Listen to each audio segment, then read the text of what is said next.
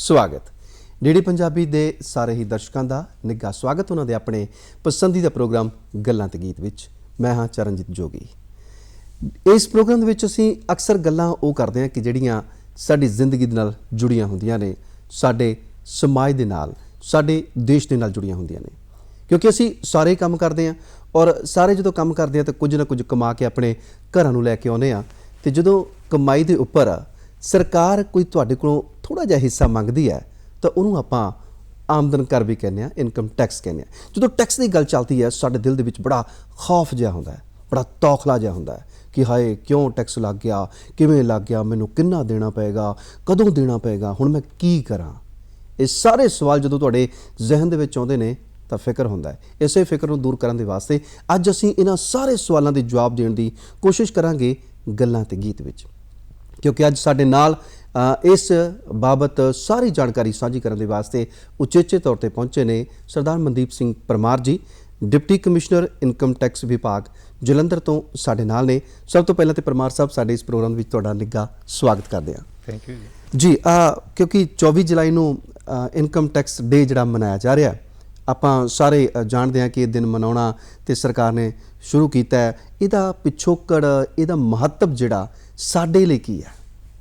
ਇਹ 24 ਜੁਲਾਈ ਜਿਹੜਾ income tax ਡੇ ਮਨਾਇਆ ਜਾਂਦਾ ਹੈ ਇਸ ਕਰਕੇ ਕਿ ਸਨ 1860 ਦੇ ਵਿੱਚ ਇਹ ਬ੍ਰਿਟਿਸ਼ਰਸ ਵੱਲੋਂ ਇਨਕਮ ਟੈਕਸ ਇੰਟਰੋਡਿਊਸ ਕੀਤਾ ਗਿਆ ਸੀ ਇੰਡੀਆ ਦੇ ਵਿੱਚ, ਤੇ 24 ਜੁਲਾਈ ਤੋਂ ਇਹ ਲਾਗੂ ਹੋਇਆ ਸੀ ਜੀ। ਸੋ ਇਸ ਕਰਕੇ ਇਹ ਮਨਾਇਆ ਜਾਂਦਾ। ਉਸ ਵੇਲੇ 24 ਜੁਲਾਈ 1860 ਦੇ ਵਿੱਚ ਜਦੋਂ ਇੰਟਰੋਡਿਊਸ ਹੋਇਆ ਸੀ ਤੇ ਉਦੋਂ ਬਹੁਤ ਥੋੜ੍ਹੇ ਜਿਹੇ ਲੋਕਾਂ ਨੂੰ ਇਨਕਮ ਟੈਕਸ ਲੱਗਦਾ ਸੀ, ਕਿਉਂਕਿ ਜ਼ਿਆਦਾ ਕਰਕੇ ਐਗਰੀਕਲਚਰ ਬੇਸਡ ਇਕੋਨਮੀ ਹੈਗੀ ਸਾਡੇ ਦੇਸ਼ ਦੀ, ਤੇ ਉਹਦੇ ਤੋਂ ਤਾਂ ਆਲਰੇਡੀ ਲੈਂਡ ਰੈਵਨਿਊ ਆਉਂਦਾ ਹੀ ਸੀ ਗੌਰਮੈਂਟ ਨੂੰ। ਤੇ ਇਹ ਫਿਰ ਜਿਹੜੇ ਮਤਲਬ ਕਿ ਉਸ ਤੋਂ ਇਲਾਵਾ ਦੂਸਰੇ ਇਨਕਮ ਵਾਲੇ ਕੇਸਿਸ ਸੀਗੇ ਤੇ ਉਹਨਾਂ ਨੂੰ ਕਵਰ ਕਰਨ ਦੇ ਲਈ ਉਹਨਾਂ ਨੇ ਇਹ ਟੈਕਸ ਸ਼ੁਰੂ ਕੀਤਾ ਸੀਗਾ ਜੀ। ਤੇ ਹੁਣ ਅਸੀਂ ਗੱਲ ਕਰਨੀ ਚਾਹਾਂਗੇ ਆਮਦਨ ਕਰ ਦੀ। ਇਹ ਇਨਕਮ ਟੈਕਸ ਜਿਹੜਾ ਹੈ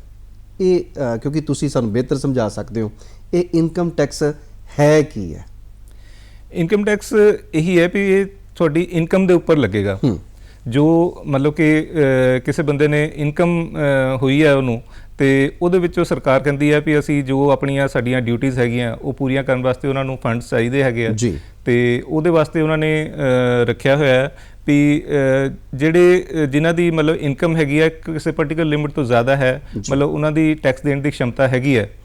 ਜਿਵੇਂ ਕਿ ਨਾਰਮਲੀ ਜਿਹੜੇ ਦੂਸਰੇ ਟੈਕਸਿਸ ਹੁੰਦੇ ਆ, ਜਿਵੇਂ ਇਨਡਾਇਰੈਕਟ ਟੈਕਸਿਸ ਹੈ, GST ਵਗੈਰਾ ਹੈਗਾ, ਉਹ ਤੁਹਾਡੀ ਇਨਕਮ ਦੇ ਉੱਪਰ ਡਿਪੈਂਡ ਨਹੀਂ ਕਰਦਾ, ਉਹ ਤੁਹਾਡੇ ਐਕਸਪੈਂਡੀਚਰ ਦੇ ਉੱਪਰ ਡਿਪੈਂਡ ਕਰਦਾ ਹੈ। ਫਿਰ ਜਿਵੇਂ ਤੁਸੀਂ ਪੈਟਰੋਲ ਪਵਾਉਂਦੇ ਹੋ ਉਹਦੇ ਤੇ ਐਕਸਾਈਜ਼ ਡਿਊਟੀ ਜਾਂਦੀ ਹੈਗੀ ਹੈ, ਲੀਕਰ ਤੇ ਜਾਂਦੀ ਹੈਗੀ ਹੈ, ਤੇ ਫਿਰ ਆ ਜਿਹੜੇ ਤੁਸੀਂ ਹੋਰ ਸ਼ਾਪਿੰਗ ਕਰਦੇ ਹੋ ਜਿਵੇਂ ਟੀਵੀ, ਫ੍ਰਿਜ ਵਗੈਰਾ ਜੋ ਵੀ ਸਮਾਨ ਖਰੀਦਦੇ ਆ, ਉਹਦੇ ਵਿੱਚ ਵੀ ਮਤਲਬ ਕਿ ਅਸੀਂ ਸੋਚਦੇ ਹਾਂ ਵੀ ਅਸੀਂ ਇੰਨੇ ਦੀ ਆਹ ਚੀਜ਼ ਖਰੀਦ ਰਹੇ ਹਾਂ, ਪਰ ਐਕਚੁਅਲੀ ਉਹਦੇ ਵਿੱਚ ਟੈਕਸ ਵੀ ਗਵਰਨਮੈਂਟ ਨੂੰ ਜਾ ਰਿਹਾ ਹੁੰਦਾ। ਉਹਨਾਂ ਨੂੰ ਇਨਡਾਇਰੈਕਟ ਟੈਕਸਸ ਅਸੀਂ ਕਹਿ ਦਿੰਦੇ ਹਾਂ। ਤੇ ਤੁਸੀਂ ਆਪਣੇ ਸ਼ੌਂਕ ਲਈ ਚੀਜ਼ਾਂ ਖਰੀਦਦੇ ਹੋ ਪਰ ਨਾਲ ਦੀ ਨਾਲ ਗਵਰਨਮੈਂਟ ਨੂੰ ਟੈਕਸ ਵੀ ਦੇ ਰਹੇ ਹੁੰਦੇ ਹੋ। ਪਰ ਜਿਹੜੀ ਇਨਕਮ ਟੈਕਸ ਹੈਗਾ ਇਹ ਇੱਕ ਡਿਫਰੈਂਟ ਹੈਗਾ, ਇਹ ਦੇਖਦਾ ਹੈ ਕਿ ਤੁਹਾਡੀ ਇਨਕਮ ਕਿੰਨੀ ਹੋਈ ਹੈ ਤੇ ਉਹਦੇ ਤੇ ਡਿਪੈਂਡ ਕਰਦਾ ਹੈ, ਤੇ ਉਹਦੇ ਵਿੱਚ ਉਸ ਹਿਸਾਬ ਨਾਲ ਵੱਖਰੇ ਵੱਖਰੇ ਸਲੈਬ ਉਹਨਾਂ ਨੇ ਰੱਖੇ ਹੋਏ ਆ ਤੇ ਉਸ ਹਿਸਾਬ ਨਾਲ ਟੈਕਸ ਲਿਆ ਜਾਂਦਾ ਜੀ। ਜਿਹੜਾ ਟੈਕਸ ਦਿੰਦਾ ਹੈ ਉਹਨੂੰ ਕਰਦਾਤਾ ਕਿਹਾ ਜਾਂਦਾ ਹੈ, ਔਰ ਉਹ ਟੈਕਸ ਦੇਣ ਵਾਲਾ ਜਿਹੜਾ ਉਹ ਕਈ ਵਾਰ ਸੋਚਦਾ ਕਿ ਯਾਰ ਕਿਸੇ ਨਾ ਕਿਸੇ ਤਰੀਕੇ ਦੇ ਨਾਲ ਅਸੀਂ ਟੈਕਸ ਬਚਾ ਲਈਏ, ਤੇ ਜੇ ਫਿਰ ਦਿੰਦਾ ਹੀ ਹੈ ਤੇ ਉਹਨੂੰ ਉਸ ਟੈਕਸ ਦਾ ਉਹਨੂੰ ਵੀ ਤੇ ਦੇਸ਼ ਨੂੰ ਫਾਇਦਾ ਕੀ ਹੈ? ਖਾਸ ਕਰਕੇ ਕਰਦਾਤਾ ਕਹਿੰਦਾ ਕਿ ਯਾਰ ਮੈਂ ਕਿਉਂ ਟੈਕਸ ਦੇਵਾਂ, ਉਹਨੂੰ ਕੀ ਫਾਇਦਾ ਮੁੱਖ ਤੌਰ ਤੇ? ਪਹਿਲਾਂ ਮੈਂ ਇਹ ਦੱਸ ਦਿੰਦਾ ਕਿ ਕਰਦਾਤਾ ਨੂੰ ਕੀ ਫਾਇਦਾ, ਫਿਰ ਦੱਸ ਦਿੰਦੇ ਦੇਸ਼ ਨੂੰ ਕੀ ਫਾਇਦਾ, ਠੀਕ ਹੈ ਨਾ। ਸੋ ਕਰਦਾਤਾ ਨੂੰ ਫਾਇਦਾ ਇਹ ਹੈ ਕਿ ਜਿਵੇਂ ਤੁਸੀਂ ਰਿਟਰਨ ਭਰੀ ਹੈਗੀ ਹੈ ਤੇ ਉਹ ਇੱਕ ਤੁਹਾਡੇ ਕੋਲ ਪ੍ਰੂਫ ਹੈ ਵੀ ਇਸ ਸਾਲ 'ਚ ਮੇਰੀ ਇੰਨੀ ਇਨਕਮ ਸੀਗੀ, ਔਰ ਜੇ ਨਾਲ ਥੋੜਾ ਟੈਕਸ ਵੀ ਪੇ ਕੀਤਾ ਹੈ ਤਾਂ ਉਹ ਇੱਕ ਐਡਿਡ ਐਡਵਾਂਟੇਜ ਹੈ ਵੀ ਤੁਸੀਂ ਇੱਕ ਔਨਰਡ ਟੈਕਸ ਪੇਅਰ ਵੀ ਹੈਗੇ ਆ ਦੇਸ਼ ਦੇ। ਤੇ ਕੱਲ੍ਹ ਨੂੰ ਜਦੋਂ ਤੁਸੀਂ ਕਿਤੇ ਬੈਂਕ ਤੋਂ ਲੋਨ ਲੈਣਾ ਹੁੰਦਾ ਹੈ ਤੇ ਤੁਸੀਂ ਉਹ ਆਪਣੀਆਂ ਉਹ 3 ਸਾਲ ਦੀਆਂ ਰਿਟਰਨਾਂ ਮੰਗਦੇ ਆ ਤੇ ਪਿਛਲੇ 3 ਸਾਲ 'ਚ ਤੁਹਾਡੀ ਕਿੰਨੀ ਇਨਕਮ ਹੋਈ ਸੀਗੀ ਉਹਦਾ ਕੋਈ ਪ੍ਰੂਫ ਦਿਓ। ਤੇ ਉਸ ਵੇਲੇ ਫਿਰ ਲੋਕੀ ਭੱਜੇ ਭੱਜੇ ਆਉਂਦੇ ਆ ਕਿ ਅਸੀਂ 3 ਸਾਲ ਦੀਆਂ ਰਿਟਰਨਾਂ ਭਰ ਸਕਦੇ ਹਾਂ। ਅਸੀਂ ਕਹਿੰਦੇ ਨਹੀਂ, ਸਿਰਫ ਇਸ ਸਾਲ ਦੀ ਰਿਟਰਨ ਭਰ ਸਕਦੇ ਹਾਂ 31 ਮਾਰਚ ਤੱਕ, ਤੇ ਉਹ ਫਿਰ ਉਹਨਾਂ ਨੂੰ ਪ੍ਰੋਬਲਮ ਆਉਂਦੀ ਆ ਉੱਥੇ। ਇਸੇ ਤਰ੍ਹਾਂ ਸਪੋਜ਼ਿੰਗ ਹੁਣ ਤੁਸੀਂ ਵੀਜ਼ਾ ਲਗਵਾਉਣ ਜਾਂਦੇ ਹੋ ਐਮਬੈਸੀ ਦੇ ਵਿੱਚ, ਤੇ ਉੱਥੇ ਵੀ ਉਹ ਪੁੱਛਦੇ ਆ ਵੀ ਬੰਦੇ ਦੀ ਨੈਟ ਵਰਥ ਕੀ ਹੈਗੀ ਆ, ਜੀ ਤੇ ਜੇ ਉਹ ਰਿਟਰਨਾਂ ਹੀ ਨਹੀਂ ਭਰਦੇ, ਉਹ ਕਹਿੰਦੇ ਇਹ ਤਾਂ ਆਪਣੇ ਆਪ ਜੋਗਾ ਹੀ ਨਹੀਂ ਹੈਗਾ ਤੇ ਇਹ ਬਾਹਰ ਕੀ ਜਾਊਗਾ। ਠੀਕ ਹੈ ਨਾ। ਸੋ ਜੇ ਉਹਨੇ ਰਿਟਰਨ ਭਰੀ ਹੋਏਗੀ ਔਰ ਇੱਕ ਮਤਲਬ ਕਿ ਅੱਛੀ ਖਾਸੀ ਮਤਲਬ ਇਨਕਮ ਦਿਖਾਈ ਹੋਏਗੀ ਰਿਸਪੈਕਟੇਬਲ ਜਿਹੀ, ਤੇ ਉਹਨੂੰ ਉਸ ਚੀਜ਼ ਦਾ ਉੱਥੇ ਵੀ ਐਡਵਾਂਟੇਜ ਹੁੰਦਾ ਹੈ ਕਿ ਉਹ ਬੰਦੇ ਕਹਿੰਦੇ ਵੀ ਚਲੋ ਬੰਦੇ ਦੀ ਇੰਨੀ ਕੁ ਨੈਟਵਰਥ ਹੈਗੀ ਆ, ਇਹ ਬਾਹਰ ਜਾਣ ਜੋਗਾ ਹੈਗਾ ਜੀ। ਤੇ ਜਾਂ ਲੋਨ ਵੀ ਦਿੰਦੇ ਆ ਬੈਂਕ ਵਾਲੇ, ਉਹ ਵੀ ਸੋਚਦੇ ਆ ਵੀ ਚਲੋ ਬੰਦੇ ਦੀ ਨੈਟਵਰਥ ਹੈਗੀ ਆ, ਇਹਨੂੰ ਜੇ ਅਸੀਂ ਲੋਨ ਦੇ ਦਾਂਗੇ ਸਾਨੂੰ ਵਾਪਸ ਵੀ ਮੋੜਨ ਦੀ ਸੰਭਾਵਨਾ ਹੈਗੀ ਆ। ਸੋ ਇਹ ਤਾਂ ਪਬਲਿਕ ਨੂੰ ਐਡਵਾਂਟੇਜ ਹੈਗੀ ਹੈ। ਤੇ ਕੰਟਰੀ ਨੂੰ ਜਿਹੜਾ ਫਾਇਦਾ ਹੈ ਉਹਦਾ, ਉਹ ਤੁਸੀਂ ਦੇਖੋ ਵੀ ਕੋਈ ਵੀ ਜਿਹੜਾ ਕੋਈ ਵੀ ਸਰਕਾਰ ਹੈ ਉਹਦੀ ਇਹ ਜ਼ਿੰਮੇਵਾਰੀ ਹੁੰਦੀ ਹੈ ਕਿ ਉਹ ਪਬਲਿਕ ਦੀ ਜਾਨ ਮਾਲ ਦੀ ਰੱਖਿਆ ਕਰੇ ਜੀ। ਉਹਦੇ ਵਾਸਤੇ ਉਹਨਾਂ ਨੇ ਆਰਮੀ ਰੱਖੀ ਹੈ, ਪੁਲਿਸ ਰੱਖੀ ਹੈ, ਜਿਹੜੀ ਕਿ ਤੁਹਾਨੂੰ ਸਿਕਿਉਰਿਟੀ ਪ੍ਰੋਵਾਈਡ ਕਰਦੀ ਹੈ। ਔਰ ਅਸੀਂ ਸਾਰੇ ਜਾਣਦੇ ਹਾਂ ਕਿ ਅੱਜ ਕੱਲ੍ਹ ਦੇ ਟਾਈਮ ਦੇ ਵਿੱਚ ਜਿਹੜੀ ਸਿਕਿਉਰਿਟੀ ਹੈਗੀ ਆ ਉਹ ਕਿੰਨੀ ਕਾਸਟਲੀ ਹੋ ਗਈ ਹੈ। ਇਹ ਸਾਰੀ ਟੈਕਨੋਲੋਜੀ ਬੇਸਡ ਹੋ ਗਈ ਹੈ। ਮਤਲਬ ਉਹ ਪੁਰਾਣੀ ਗੱਲ ਨਹੀਂ ਕਿ ਉਹ ਤੁਸੀਂ ਮਤਲਬ ਜਸਟ ਬੰਦੂਕ ਦੇ ਕੇ ਬੰਦਾ ਖੜਾ ਕਰਤਾ ਤੇ ਸਿਕਿਉਰਿਟੀ ਹੋ ਜਾਏਗੀ। ਤੇ ਜਿੰਨੇ ਵੀ ਵਾਰਫੇਅਰ ਹੈਗੇ ਆ ਔਰ ਜਿੰਨੇ ਮਤਲਬ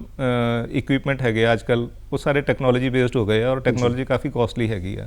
ਸੋ ਇੱਕ ਤਾਂ ਸਿਕਿਉਰਿਟੀ ਪ੍ਰੋਵਾਈਡ ਕਰਨ ਲਈ ਕੰਟਰੀ ਮਜ਼ਬੂਤ ਤਾਂ ਹੀ ਹੋਏਗਾ ਜੇ ਉਹਦੇ ਕੋਲ ਫੰਡਸ ਅੱਛੇ ਹੋਣਗੇ। ਤੇ ਫੰਡਸ ਗਵਰਨਮੈਂਟ ਕੋਲ ਤਾਂ ਹੀ ਆਉਂਦੇ ਆ ਜੇ ਤੁਹਾਨੂੰ ਉਹ ਟੈਕਸ ਆਪਾਂ ਪਬਲਿਕ ਦਿੰਨੀ ਆ। ਤੇ ਦੂਸਰੀ ਗੱਲ ਇਹ ਹੈਗੀ ਹੈ ਕਿ ਗਵਰਨਮੈਂਟ ਦੀਆਂ ਹੋਰ ਵੀ ਡਿਊਟੀਜ਼ ਹੁੰਦੀਆਂ, ਜਿਵੇਂ ਉਹਨਾਂ ਨੇ ਪਬਲਿਕ ਦੇ ਵੈਲਫੇਅਰ ਕੰਮ ਕਰਨੇ ਹੁੰਦੇ ਆ, ਰੋਡਸ ਬਣਾ ਕੇ ਦੇਣੀਆਂ ਤੁਹਾਡੇ ਵਾਸਤੇ, ਠੀਕ ਹੈ ਨਾ, ਟਰਾਂਸਪੋਰਟ ਚਲਾਉਣੀ ਆ, ਰੇਲਵੇਜ਼ ਚਲਾਉਣੀਆਂ ਹੈਗੀਆਂ, ਤੇ ਪਲੱਸ ਹੈਲਥ ਔਰ ਐਜੂਕੇਸ਼ਨ, ਇਹਨਾਂ ਦੇ ਉੱਪਰ ਬਹੁਤ ਜ਼ਿਆਦਾ ਅੱਜ ਕੱਲ੍ਹ ਜ਼ੋਰ ਦਿੱਤਾ ਜਾ ਰਿਹਾ ਹੈ ਕਿ ਜਿਹੜੇ ਮਤਲਬ ਕਿ ਥੋੜ੍ਹੇ ਜਿਹੇ ਸਮਾਜ ਦੇ ਨਿਚਲੇ ਤਬਕੇ ਦੇ ਲੋਕ ਹੈਗੇ ਆ, ਜਿਹੜੇ ਖੁਦ ਹੈਲਥ ਔਰ ਐਜੂਕੇਸ਼ਨ ਨਹੀਂ ਅਫੋਰਡ ਕਰ ਸਕਦੇ, ਉਹਨਾਂ ਨੂੰ ਅੱਛੀ ਕੁਆਲਿਟੀ ਦੀਆਂ ਸਰਵਿਸਿਜ਼ ਦਿੱਤੀਆਂ ਜਾ ਸਕਣ। ਤੇ ਇਹ ਸਭ ਤਾਂ ਹੀ ਹੋ ਸਕਦਾ ਹੈ ਜੇ ਗਵਰਨਮੈਂਟ ਦੇ ਕੋਲ ਫੰਡਸ ਅੱਛੇ ਹੋਣਗੇ। ਹੁਣ ਦੂਸਰੇ ਪਾਸੇ ਇੱਕ ਬਿਲਕੁਲ ਲੇਟੈਸਟ ਐਗਜ਼ਾਮਪਲ ਸਾਡੇ ਸਾਹਮਣੇ ਹੈਗੀ ਆ ਸ਼੍ਰੀਲੰਕਾ ਦੀ। ਤੇ ਉੱਥੋਂ ਦੀ ਜਿਹੜੀ ਗਵਰਨਮੈਂਟ ਸੀਗੀ ਉਹ ਫੰਡਸ ਦੇ ਮਾਮਲੇ 'ਚ ਥੋੜ੍ਹੀ ਕਮਜ਼ੋਰ ਹੋ ਗਈ। ਉਹਦਾ ਰਿਜ਼ਲਟ ਇਹ ਹੋ ਗਿਆ ਕਿ ਉਹ ਆਪਣੀਆਂ ਡਿਊਟੀਜ਼ ਨਹੀਂ ਡਿਸਚਾਰਜ ਕਰ ਪਾ ਰਹੀ ਪ੍ਰੋਪਰਲੀ। ਮਤਲਬ ਉਹਨਾਂ ਨੇ ਉਧਾਰ ਬਹੁਤ ਜ਼ਿਆਦਾ ਚੁੱਕ ਲਿਆ ਤੇ ਆਮਦਨੀ ਆਪਣੀ ਵਧਾਈ ਨਹੀਂ ਜੀ। ਤੇ ਹੁਣ ਅੱਜ ਦੀ ਡੇਟ 'ਚ ਕੋਈ ਉਹਨਾਂ ਨੂੰ ਉਧਾਰ ਦੇ ਕੇ ਰਾਜੀ ਨਹੀਂ। ਤੇ ਆਪਣੇ ਜਿਹੜੇ ਦੇਸ਼ ਦੇ ਰੂਟੀਨ ਦੇ ਖਰਚੇ ਆ ਉਹ ਕਰਨ ਲਈ ਉਹਨਾਂ ਕੋਲ ਪੈਸੇ ਹੈ ਨਹੀਂ, ਉਹਦੇ ਕਰਕੇ ਜ਼ਰੂਰੀ ਚੀਜ਼ਾਂ ਦੀ ਸ਼ਾਰਟੇਜ ਹੋ ਗਈ ਤੇ ਲੋਕਾਂ 'ਚ ਮਾਰੋ ਮਾਰ ਪੈ ਗਈ। ਤੇ ਉਹ ਸਾਰਾ ਕੁਝ ਟੀਵੀ ਤੇ ਤੁਸੀਂ ਦੇਖ ਹੀ ਰਹੇ ਆ। ਬਿਲਕੁਲ ਜੀ। ਔਰ ਚੌਥੀ ਵਾਰ ਉਸ ਦੇਸ਼ ਦੇ ਵਿੱਚ ਐਮਰਜੈਂਸੀ ਵੀ ਲੱਗੀ ਆ ਇੰਨਾ ਵੱਡੇ ਪੱਧਰ ਤੇ। ਜੇਕਰ ਸਾਡੇ ਦੇਸ਼ ਦਾ ਹਰ ਇੱਕ ਆਮਦਨ ਕਮਾਉਣ ਵਾਲਾ ਔਰ ਉਸ ਹੱਦ ਤੱਕ ਕਿ ਜਿੱਥੇ ਤੱਕ ਆਮਦਨ ਕਰ ਦੇਣਾ ਸਰਕਾਰ ਨੂੰ ਬਣਦਾ ਹੈ, ਹਰ ਕਰਦਾਤਾ ਜੇਕਰ ਆਪਣੀ ਜ਼ਿੰਮੇਵਾਰੀ ਦੇ ਨਾਲ ਸੋਚੇ ਤਾਂ ਸੱਚਮੁੱਚ ਦੇਸ਼ ਉਹਨਾਂ ਦੇ ਸਿਰ ਤੇ ਚੱਲਦਾ ਹੈ ਤੇ ਉਹ ਇਮਾਨਦਾਰੀ ਦੇ ਨਾਲ ਆਪਣਾ ਟੈਕਸ ਅਦਾ ਜ਼ਰੂਰ ਕਰਨ। ਤੇ ਹੁਣ ਗੱਲ ਕਰਦੇ ਹਾਂ ਉਸ ਆਮਦਨ ਦੀ, ਜਿਸ ਆਮਦਨ ਦੇ ਉੱਪਰ ਟੈਕਸ ਲੱਗਣਾ ਹੈ। ਕਿਹੜੀ ਕਿਸ ਥਾਂ ਤੋਂ ਆਮਦਨ ਆ ਕਿ ਜਿਹਦੇ ਉੱਪਰ ਇਹ ਟੈਕਸ ਲੱਗਦਾ ਹੈ? ਇਨਕਮ ਬੇਸਿਕਲੀ 5 ਕੈਟਾਗਰੀਜ਼ ਬਣਾਈਆਂ ਹੋਈਆਂ ਵੀ ਜਿਹਦੇ ਉੱਪਰ ਅਸੀਂ ਟੈਕਸ ਲਗਾਉਂਦੇ ਹੈਗੇ। ਤੇ ਇੱਕ ਤਾਂ ਹੈਗੀ ਸੈਲਰੀ ਇਨਕਮ ਜੀ, ਠੀਕ ਹੈ, ਤੇ ਦੂਸਰਾ ਹੈ ਰੈਂਟਲ ਇਨਕਮ, ਤੇ ਤੀਸਰਾ ਹੈ ਬਿਜ਼ਨਸ ਇਨਕਮ ਜੀ, ਤੇ ਅਗਲਾ ਹੈ ਕੈਪੀਟਲ ਗੇਨ, ਪ੍ਰਾਪਰਟੀ ਸੇਲ ਤੋਂ ਜਿਹੜਾ ਪ੍ਰੋਫਿਟ ਹੋਇਆ ਉਹ, ਤੇ ਇੱਕ ਆ ਜਾਂਦਾ ਅਦਰ ਸੋਰਸਿਸ। ਅਦਰ ਸੋਰਸਿਸ ਦੇ ਵਿੱਚ ਇੰਟਰਸਟ ਇਨਕਮ ਆ ਜਾਂਦੀ ਹੈ, ਜਾਂ ਮਤਲਬ ਕਿ ਕੋਈ ਲੋਟਰੀ ਇਨਕਮ ਜਾਂ ਕੋਈ ਕ੍ਰਾਸਵਰਡ ਦੀ ਇਨਕਮ ਜਾਂ ਕੋਈ ਹੋਰ ਮਿਸਲੇਨੀਅਸ ਇਨਕਮ ਜਿਹੜੀ ਆ ਉਹ ਅਦਰ ਸੋਰਸਿਸ ਦੇ ਵਿੱਚ ਆ ਜਾਂਦੀ ਹੈ। ਤੇ ਜੇਕਰ ਆਪਾਂ ਤੁਸੀਂ ਸੈਲਰੀ ਦੀ ਗੱਲ ਕੀਤੀ, ਸਭ ਤੋਂ ਪਹਿਲਾਂ ਆਪਾਂ ਸੈਲਰੀ ਦੀ ਗੱਲ ਕਰਦੇ ਹਾਂ ਕਿ ਇਹ ਸੈਲਰੀ ਇਨਕਮ ਦੇ ਉੱਪਰ ਟੈਕਸ ਜਿਹੜਾ ਉਹ ਕਿਵੇਂ ਬਣਾਇਆ ਜਾਂਦਾ ਹੈ, ਚਾਹੇ ਉਹ ਕਰਮਚਾਰੀ ਸਰਕਾਰੀ ਹੈ ਜਾਂ ਪ੍ਰਾਈਵੇਟ ਹੈ? ਉਹਦੇ ਵਾਸਤੇ ਸਲੈਬਸ ਬਣਾਏ ਹੋਏ ਆ ਗਵਰਨਮੈਂਟ ਵੱਲੋਂ। ਤੇ ਜਿਵੇਂ ਐਨੂਅਲ ਇਨਕਮ ਜਿਹੜੀ ਬੰਦੇ ਦੀ ਹੈ ਉਹ ਜੇ 2.5 ਲੱਖ ਤੱਕ ਹੈ, 2,50,000 ਤੱਕ, ਤੇ ਫਿਰ ਉਹਨੂੰ ਕੋਈ ਟੈਕਸ ਨਹੀਂ ਲੱਗਦਾ। ਤੇ 2,50,000 ਤੋਂ ਉੱਪਰ ਜੇ 5 ਲੱਖ ਤੱਕ ਹੈ 5% ਹੈ, ਤੇ ਇਸੇ ਤਰ੍ਹਾਂ 5 ਲੱਖ ਤੋਂ ਲੈ ਕੇ 10 ਲੱਖ ਤੱਕ ਉੱਥੇ 20% ਹੈ ਜੀ, ਤੇ ਜੇ 10 ਲੱਖ ਤੋਂ ਐਕਸੀਡ ਕਰਦੀ ਹੈ ਉੱਥੇ 30% ਹੈ ਜੀ, ਤੇ ਪਲੱਸ ਉਹਦੇ ਉੱਪਰ 4% ਸਰਚਾਰਜ ਲੱਗਦਾ ਹੈ ਜੀ। ਇੱਕ ਰੈਂਟਲ ਇਨਕਮ ਵੀ ਬੋਲੀ ਹੈ ਤੁਸੀਂ, ਉਹ ਕੀ ਹੈ? ਰੈਂਟਲ ਇਨਕਮ ਮਤਲਬ ਤੁਸੀਂ ਕੋਈ ਪ੍ਰਾਪਰਟੀ ਆਪਣੀ ਕਿਰਾਏ ਤੇ ਦਿੱਤੀ ਹੋਈ ਹੈ, ਜਾਂ ਕੋਈ ਜਿਵੇਂ ਭਾਵੇਂ ਵੀਕਐਂਡ ਲੈਟ ਹੈ, ਕਿਸੇ ਨੂੰ ਗੋਡਾਊਨ ਬਣਾਉਣ ਵਾਸਤੇ ਤੁਸੀਂ ਦੇਤੀ ਹੈ ਜੀ, ਤੇ ਇਸ ਤਰ੍ਹਾਂ ਦੀ ਜਿਹੜੀ ਇਨਕਮ ਹੈ, ਕੋਈ ਚਾਹੇ ਕਮਰਸ਼ੀਅਲ ਪ੍ਰਾਪਰਟੀ ਹੈ ਚਾਹੇ ਕੋਈ ਰੈਜ਼ੀਡੈਂਸ਼ੀਅਲ ਪ੍ਰਾਪਰਟੀ ਹੈ, ਉਹਦੇ ਤੋਂ ਜਿਹੜਾ ਸਾਨੂੰ ਕਿਰਾਇਆ ਆ ਰਿਹਾ ਉਹ ਵੀ ਕਾਊਂਟ ਹੋਏਗਾ ਇਨਕਮ ਦੇ ਵਿੱਚ, ਤੇ ਜੇ ਟੈਕਸੇਬਲ ਹੋਇਆ ਤਾਂ ਉੱਤੇ ਟੈਕਸ ਲੱਗੂਗਾ। ਹਾਂ, ਮਤਲਬ ਜਿੰਨੇ ਵੀ ਸੋਰਸਿਸ ਤੋਂ ਇਨਕਮ ਹੈਗੀ ਆ ਉਹ ਐਡ ਕਰੀ ਜਾਣੀ ਹੈ, ਤੇ ਜੇ ਉਹ 2.5 ਲੱਖ ਤੋਂ ਵੱਧ ਗਈ ਤੇ ਫਿਰ ਉਹਦੇ ਉੱਪਰ ਟੈਕਸ ਲੱਗੇਗਾ ਜੀ। ਤੇ ਜੇਕਰ ਹੁਣ ਆਪਾਂ ਗੱਲ ਕਰਦੇ ਹਾਂ ਵੀ ਕਈ ਵਾਰ ਬੰਦੇ ਸੋਚਦੇ ਆ ਕਿ ਯਾਰ ਅਸੀਂ ਕਮਾਈ ਕਰਦੇ, ਸਾਡੀ ਕਮਾਈ ਘੱਟ ਆ, ਤੇ ਜਾਂ ਫਿਰ ਅਸੀਂ ਕਿਸੇ ਤਰੀਕੇ ਦੇ ਨਾਲ ਕੋਈ ਟੈਕਸ ਤੋਂ ਬਚਾ ਕਰ ਲਈਏ ਕਿ ਕੋਈ ਆਦਮੀ ਆਪਣੀਆਂ ਬੱਚਤਾਂ ਦੇ ਨਾਲ ਕਿ ਉਹ ਬੱਚਤ ਵੀ ਕਰ ਰਿਹਾ ਹੈ ਤੇ ਟੈਕਸ ਤੋਂ ਵੀ ਬਚ ਸਕਦਾ ਹੈ, ਕਿ ਇਸ ਤਰ੍ਹਾਂ ਦੀ ਕੋਈ ਸਰਕਾਰੀ ਕੋਈ ਨੀਤੀ ਹੈ? ਹਾਂਜੀ, ਕੁਝ ਮਤਲਬ ਕਿ ਪਾਰਟਿਕੂਲਰ ਸਕੀਮਸ ਹੈਗੀਆਂ ਵੀ ਜੇ ਤੁਸੀਂ ਸਿਰਫ ਉਹਨਾਂ ਦੇ ਵਿੱਚ ਸੇਵਿੰਗ ਕਰੋਗੇ ਤਾਂ ਤੁਹਾਨੂੰ ਮਤਲਬ ਕਿ ਉਹ ਟੈਕਸ ਤੋਂ ਛੋਟ ਮਿਲ ਜਾਂਦੀ ਹੈ ਉਹਨਾਂ ਦੇ ਵਾਸਤੇ। ਮਤਲਬ ਜਿਵੇਂ ਕਿ ਇੱਕ ਤਾਂ ਜਿਹੜਾ ਗਵਰਨਮੈਂਟ EMPLOYE ਹੈ ਉਹ ਪ੍ਰੋਵੀਡੈਂਟ ਫੰਡ ਕਟਵਾਉਂਦੇ ਆ, ਜਾਂ ਪ੍ਰਾਈਵੇਟ EMPLOYEES ਉਹਨਾਂ ਦਾ ਵੀ ਉਹ EPF ਕੱਟਦਾ ਹੈਗਾ, ਤੇ ਉਹਦੇ ਵਿੱਚ ਜੋ ਤੁਸੀਂ ਕੰਟਰੀਬਿਊਸ਼ਨ ਦਿੱਤਾ ਉਹ ਉਹਦੇ ਵਿੱਚ ਅਸੀਂ ਕਾਊਂਟ ਕਰਨਾ ਹੈ। ਤੇ ਪਲੱਸ ਜਾਂ ਤੁਸੀਂ ਪੋਸਟ ਆਫਿਸ ਦੇ ਵਿੱਚ ਜਿਵੇਂ ਨੈਸ਼ਨਲ ਸੇਵਿੰਗ ਸਰਟੀਫਿਕੇਟਸ ਹੁੰਦੇ ਆ ਉਹ ਖਰੀਦ ਲੈਂਦੇ ਹੋ, ਜਾਂ PPF ਹੈਗਾ ਪਬਲਿਕ ਪ੍ਰੋਵੀਡੈਂਟ ਫੰਡ ਉਹ ਕਰਵਾ ਲਿਆ, ਜਾਂ LIC ਦਾ ਜਿਹੜਾ ਤੁਸੀਂ ਪ੍ਰੀਮੀਅਮ ਭਰਿਆ ਤੇ ਇਹੋ ਜਿਹੇ ਸਾਰੇ ਟੋਟਲ ਮਿਲਾ ਕੇ ਨਾ ਮੈਕਸਿਮਮ ਤੁਹਾਨੂੰ 1,50,000 ਤੱਕ ਦੀ ਸੇਵਿੰਗ ਦੇ ਉੱਪਰ ਛੋਟ ਮਿਲਣੀ ਹੈ ਜੀ। ਮਤਲਬ ਜੇ ਤਾਂ ਤੁਹਾਡੀ ਜਿਹੜੀ ਸੇਵਿੰਗ ਹੈ 1,50,000 ਤੋਂ ਘੱਟ ਹੈ, 1 ਲੱਖ ਹੈ, 1,10,000 ਹੈ, ਫਿਰ ਤਾਂ 1,10,000 ਹੀ ਛੋਟ ਮਿਲੇਗੀ। ਮਤਲਬ ਤੁਹਾਡੀ ਜਿੱਦਾਂ ਫਰਜ਼ ਕੀਤਾ ਇਨਕਮ ਤੁਹਾਡੀ ਬਣੀ ਹੈਗੀ ਆ 4 ਲੱਖ ਤੇ ਉਹਦੇ ਵਿੱਚੋਂ ਜਿੰਨਾ ਤੁਸੀਂ ਸੇਵ ਕੀਤਾ ਉਹ ਲੈਸ ਕਰਕੇ ਫਿਰ ਦੇਖਣਾ ਵੀ 2.5 ਲੱਖ ਤੋਂ ਵੱਧ ਹੈ ਜਾਂ ਨਹੀਂ, ਜਿੰਨਾ ਡਿਫਰੈਂਸ ਹੈ ਉਹਦੇ ਉੱਪਰ ਟੈਕਸ ਲੱਗੇਗਾ। ਔਰ ਜੇ ਤੁਸੀਂ 1.5 ਲੱਖ ਤੋਂ ਜ਼ਿਆਦਾ ਸੇਵਿੰਗ ਕਰ ਲਈ ਹੈ, ਫਰਜ਼ ਕੀਤਾ ਕਿਸੇ ਦੀ ਇਨਕਮ ਜ਼ਿਆਦਾ ਹੈਗੀ ਸੀ, ਕਿਸੇ ਦੀ ਇਨਕਮ 25 ਲੱਖ ਸੀ, 30 ਲੱਖ ਸੀ, ਉਹਨੇ 3 ਲੱਖ ਜਾਂ 4 ਲੱਖ ਦੀ ਸੇਵਿੰਗ ਕਰ ਲਈ, ਪਰ ਫਿਰ ਵੀ ਜਿਹੜੀ ਰਿਬੇਟ ਹੈ ਉਹ ਸਿਰਫ 1.5 ਲੱਖ ਹੀ ਮਿਲਣੀ ਹੈ ਜੀ। ਜਿਹੜੀ ਤੁਸੀਂ ਰਿਬੇਟ ਦੀ ਗੱਲ ਕੀਤੀ, ਕਿ ਰਿਬੇਟ ਦੇ ਸੰਬੰਧ ਵਿੱਚ ਕੋਈ ਨਵੀਂ ਨੀਤੀ ਵੀ ਆਈ ਹੈਗੀ ਕਿ ਉੱਕਾ ਪੁੱਕਾ ਜੀ ਇੱਥੇ ਤੱਕ ਇੱਦਾਂ ਹੋਣਾ ਆ ਤੇ ਬਸ ਤੁਸੀਂ ਆਪਣਾ ਟੈਕਸ ਦਿਓ ਤੇ ਠੀਕ ਹੈ? ਹਾਂ, ਇਹ ਮਤਲਬ ਜਿਹੜੀਆਂ ਰਿਬੇਟਸ ਹੈਗੀਆਂ ਇਹ ਜਿਸ ਤਰ੍ਹਾਂ ਪਬਲਿਕ ਨੂੰ ਸਾਰਿਆਂ ਨੂੰ ਸਮਝ ਨਹੀਂ ਵੀ ਆਉਂਦੀਆਂ ਹੈਗੀਆਂ, ਤੇ ਵੈਸੇ ਵੀ ਜਿਹੜੇ ਮਤਲਬ ਐਕਸਪਰਟਸ ਹੈਗੇ ਆ ਤੇ ਉਹਨਾਂ ਦੀ ਇਹ ਰਾਏ ਹੈਗੀ ਹੈ ਵੀ ਜਿਹੜੀਆਂ ਐਗਜ਼ੈਂਪਸ਼ਨਸ ਹੈ ਇਹ ਘਟਾਉਣ ਦੀ ਜ਼ਰੂਰਤ ਹੈ ਜੀ। ਸੋ ਗਵਰਨਮੈਂਟ ਨੇ ਇੱਕ ਅਲਟਰਨੇਟਿਵ ਸਕੀਮ ਚਲਾਈ ਹੈ, ਮਤਲਬ ਨਿਊ ਟੈਕਸੇਸ਼ਨ ਜਿਹੜੀ ਹੈਗੀ ਆ ਸਕੀਮ, ਤੇ ਉਹਦੇ ਵਿੱਚ ਇਹ ਹੈਗਾ ਕਿ ਤੁਸੀਂ ਜਿੰਨਾ ਹੀ ਮਤਲਬ 2.5 ਲੱਖ ਤੋਂ ਉੱਪਰ ਤੁਹਾਡੀ ਇਨਕਮ ਵਧੀ ਹੈਗੀ ਆ ਉਹਦੇ ਪਰ ਜੋ ਰੇਟ ਬਣਦਾ ਟੈਕਸ ਉਹਨਾਂ ਨੇ ਇੱਕ ਕੰਸੈਸ਼ਨਲ ਰੇਟ ਦੇ ਦਿੱਤਾ। ਮਤਲਬ ਇੱਕ ਤਾਂ ਨਾਰਮਲ ਰੇਟ ਸੀਗੇ ਨਾ ਵੀ 5%, 20%, 30%, ਇੱਕ ਦੂਸਰਾ ਉਹਨਾਂ ਨੇ ਕੰਸੈਸ਼ਨਲ ਰੇਟ ਦਿੱਤੇ ਵੀ ਤੁਸੀਂ ਬੰਦਾ ਕਹਿੰਦਾ ਵੀ ਮੈਂ ਕੋਈ ਐਗਜ਼ੈਂਪਸ਼ਨ ਨਹੀਂ ਲੈਣੀ ਕਿਸੇ ਕਿਸਮ ਦੀ, ਬਸ ਜਿੰਨੀ ਇਨਕਮ ਹੈ ਉਹਦੇ ਉੱਪਰ ਟੈਕਸ ਵਰਕਆਊਟ ਕਰੋ ਤੇ ਟੈਕਸ ਜਮ੍ਹਾਂ ਕਰਾਓ, ਝੰਜਟ ਖਤਮ ਜੀ। ਸੋ ਉਹ ਇੱਕ ਆਲਟਰਨੇਟ ਸਕੀਮ ਹੈਗੀ ਆ, ਉਹਦੇ ਵਿੱਚ ਜਿਹੜਾ ਟੈਕਸ ਦਾ ਰੇਟ ਹੈ ਉਹ ਥੋੜਾ ਜਿਹਾ ਘੱਟ ਹੁੰਦਾ ਹੈ ਜੀ। ਸੋ ਕਾਫੀ ਸਾਰੇ ਲੋਕ ਉਸ ਸਕੀਮ ਨੂੰ ਵੀ ਆਪਟ ਕਰਦੇ ਆ ਔਰ ਹੋ ਸਕਦਾ ਹੈ ਕਿ ਅੱਗੇ ਚੱਲ ਕੇ ਇਹ ਜ਼ਿਆਦਾ ਪਪੂਲਰ ਹੋ ਜਾਏ ਜੀ। ਤੇ ਜੇਕਰ ਗੱਲ ਕਰਦੇ ਹਾਂ ਕਿ ਕਰਮਚਾਰੀ ਜਿਹੜੇ ਨੇ ਉਹ ਬਹੁਤੇ ਕਿਰਾਏ ਦੇ ਮਕਾਨਾਂ ਦੇ ਵਿੱਚ ਵੀ ਰਹਿੰਦੇ ਨੇ, ਕਿਉਂਕਿ ਬਦਲੀਆਂ ਹੋ ਗਈਆਂ, ਕਦੇ ਕਿਤੇ ਚਲੇ ਗਏ ਕਦੇ ਕਿਤੇ ਚਲੇ ਗਏ, ਤੇ ਹਾਊਸ ਰੈਂਟ ਦੇ ਸੰਬੰਧ ਵਿੱਚ ਕੀ ਉਹਨਾਂ ਨੂੰ ਕੋਈ ਛੂਟ ਮਿਲਦੀ ਹੈ, ਕੋਈ ਕਟੌਤੀ ਮਿਲਦੀ ਹੈ? ਹਾਊਸ ਰੈਂਟ ਦਾ ਇਸ ਤਰ੍ਹਾਂ ਹੁੰਦਾ ਹੈ ਕਿ ਜਿਹੜਾ ਸੈਲਰੀ ਤੋਂ ਇਲਾਵਾ ਹਾਊਸ ਰੈਂਟ EMPLOYE ਨੂੰ ਮਿਲਦਾ ਹੈ ਤੇ ਉਹਦੇ ਵਿੱਚੋਂ ਜਿਹੜੀ 10% ਆਫ ਸੈਲਰੀ ਤੋਂ ਐਕਸੈਸ ਜੇ ਉਹਨੇ ਪੇ ਕੀਤਾ ਆ ਉਹ ਉਹਦੇ HRA ਦੇ ਵਿੱਚੋਂ ਘਟੇਗਾ। ਤੇ ਜਿੱਦਾਂ ਹੁਣ ਫਰਜ਼ ਕੀਤਾ ਕਿਸੇ ਦੀ ਇਨਕਮ ਹੈਗੀ ਆ 50,000 ਜੀ, ਠੀਕ ਹੈ ਨਾ, ਤੇ ਜੇ ਉਹਨੇ 15,000 ਫਰਜ਼ ਕੀਤਾ ਕਿਰਾਇਆ ਦਿੱਤਾ ਆ ਤੇ 10% ਆਫ ਸੈਲਰੀ ਉਹਦਾ ਬਣਦਾ ਸੀ 5,000 ਜੀ, ਤੇ ਉਹਦੇ ਉੱਪਰ 10,000 ਡਿਫਰੈਂਸ ਰਹਿ ਗਿਆ। ਹੁਣ HRA ਦੇਖੋ ਉਹਦਾ ਕਿੰਨਾ ਹੈ ਜੀ। ਸੋ ਜੇ ਉਹਦਾ HRA ਹੈਗਾ 12,000 ਤੇ ਉਹਨੂੰ ਛੋਟ 10,000 ਦੀ ਮਿਲਣੀ ਹੈ ਜੀ। ਜੇ ਉਹਦਾ HRA ਸੀਗਾ 8,000 ਤੇ ਫਿਰ ਉਹਨੂੰ ਪੂਰੇ 8,000 ਦੀ ਛੋਟ ਮਿਲ ਜਾਏਗੀ ਜੀ। ਔਰ ਕਿਉਂਕਿ ਸਾਰੇ ਜਿਹੜੇ ਲੋਕ ਨੇ ਉਹ ਆਪਣੇ ਘਰਾਂ ਦੇ ਵਿੱਚ ਰਹਿੰਦੇ ਨੇ, ਹੋਰ ਵੀ ਬਹੁਤ ਸਾਰੀਆਂ ਪ੍ਰਾਪਰਟੀਆਂ ਹੁੰਦੀਆਂ, ਔਰ ਜੇਕਰ ਅਸੀਂ ਗੱਲ ਕਰਦੇ ਹਾਂ ਕਿ ਕਈ ਵਾਰ ਸਾਨੂੰ ਪ੍ਰਾਪਰਟੀ ਦੀ ਕਿਸੇ ਦੀ ਜ਼ਰੂਰਤ ਨਹੀਂ ਹੁੰਦੀ, ਬੰਦਾ ਕਿਤੇ ਜਾਂਦਾ ਕੋਈ ਪ੍ਰਾਪਰਟੀ ਖਰੀਦ ਲੈਂਦਾ, ਮੁੜ ਕੇ ਉਸਨੂੰ ਕਿਤੇ ਹੋਰ ਸ਼ਿਫਟ ਹੋਣਾ ਪੈਂਦਾ, ਉਹ ਪ੍ਰਾਪਰਟੀ ਵੇਚਣੀ ਚਾਹੁੰਦਾ ਹੈ ਕਿ ਆਪਣੀ ਪ੍ਰਾਪਰਟੀ ਵੇਚ ਕੇ ਮੈਂ ਉੱਥੇ ਚਲਾ ਜਾਵਾਂ, ਕਿ ਉਹ ਜਾਇਦਾਦ ਜਦੋਂ ਵੇਚਦਾ ਹੈ ਤੇ ਉਸ ਰਕਮ ਦੇ ਉੱਪਰ ਵੀ ਉਹਨੂੰ ਟੈਕਸ ਦੇਣਾ ਪੈਂਦਾ?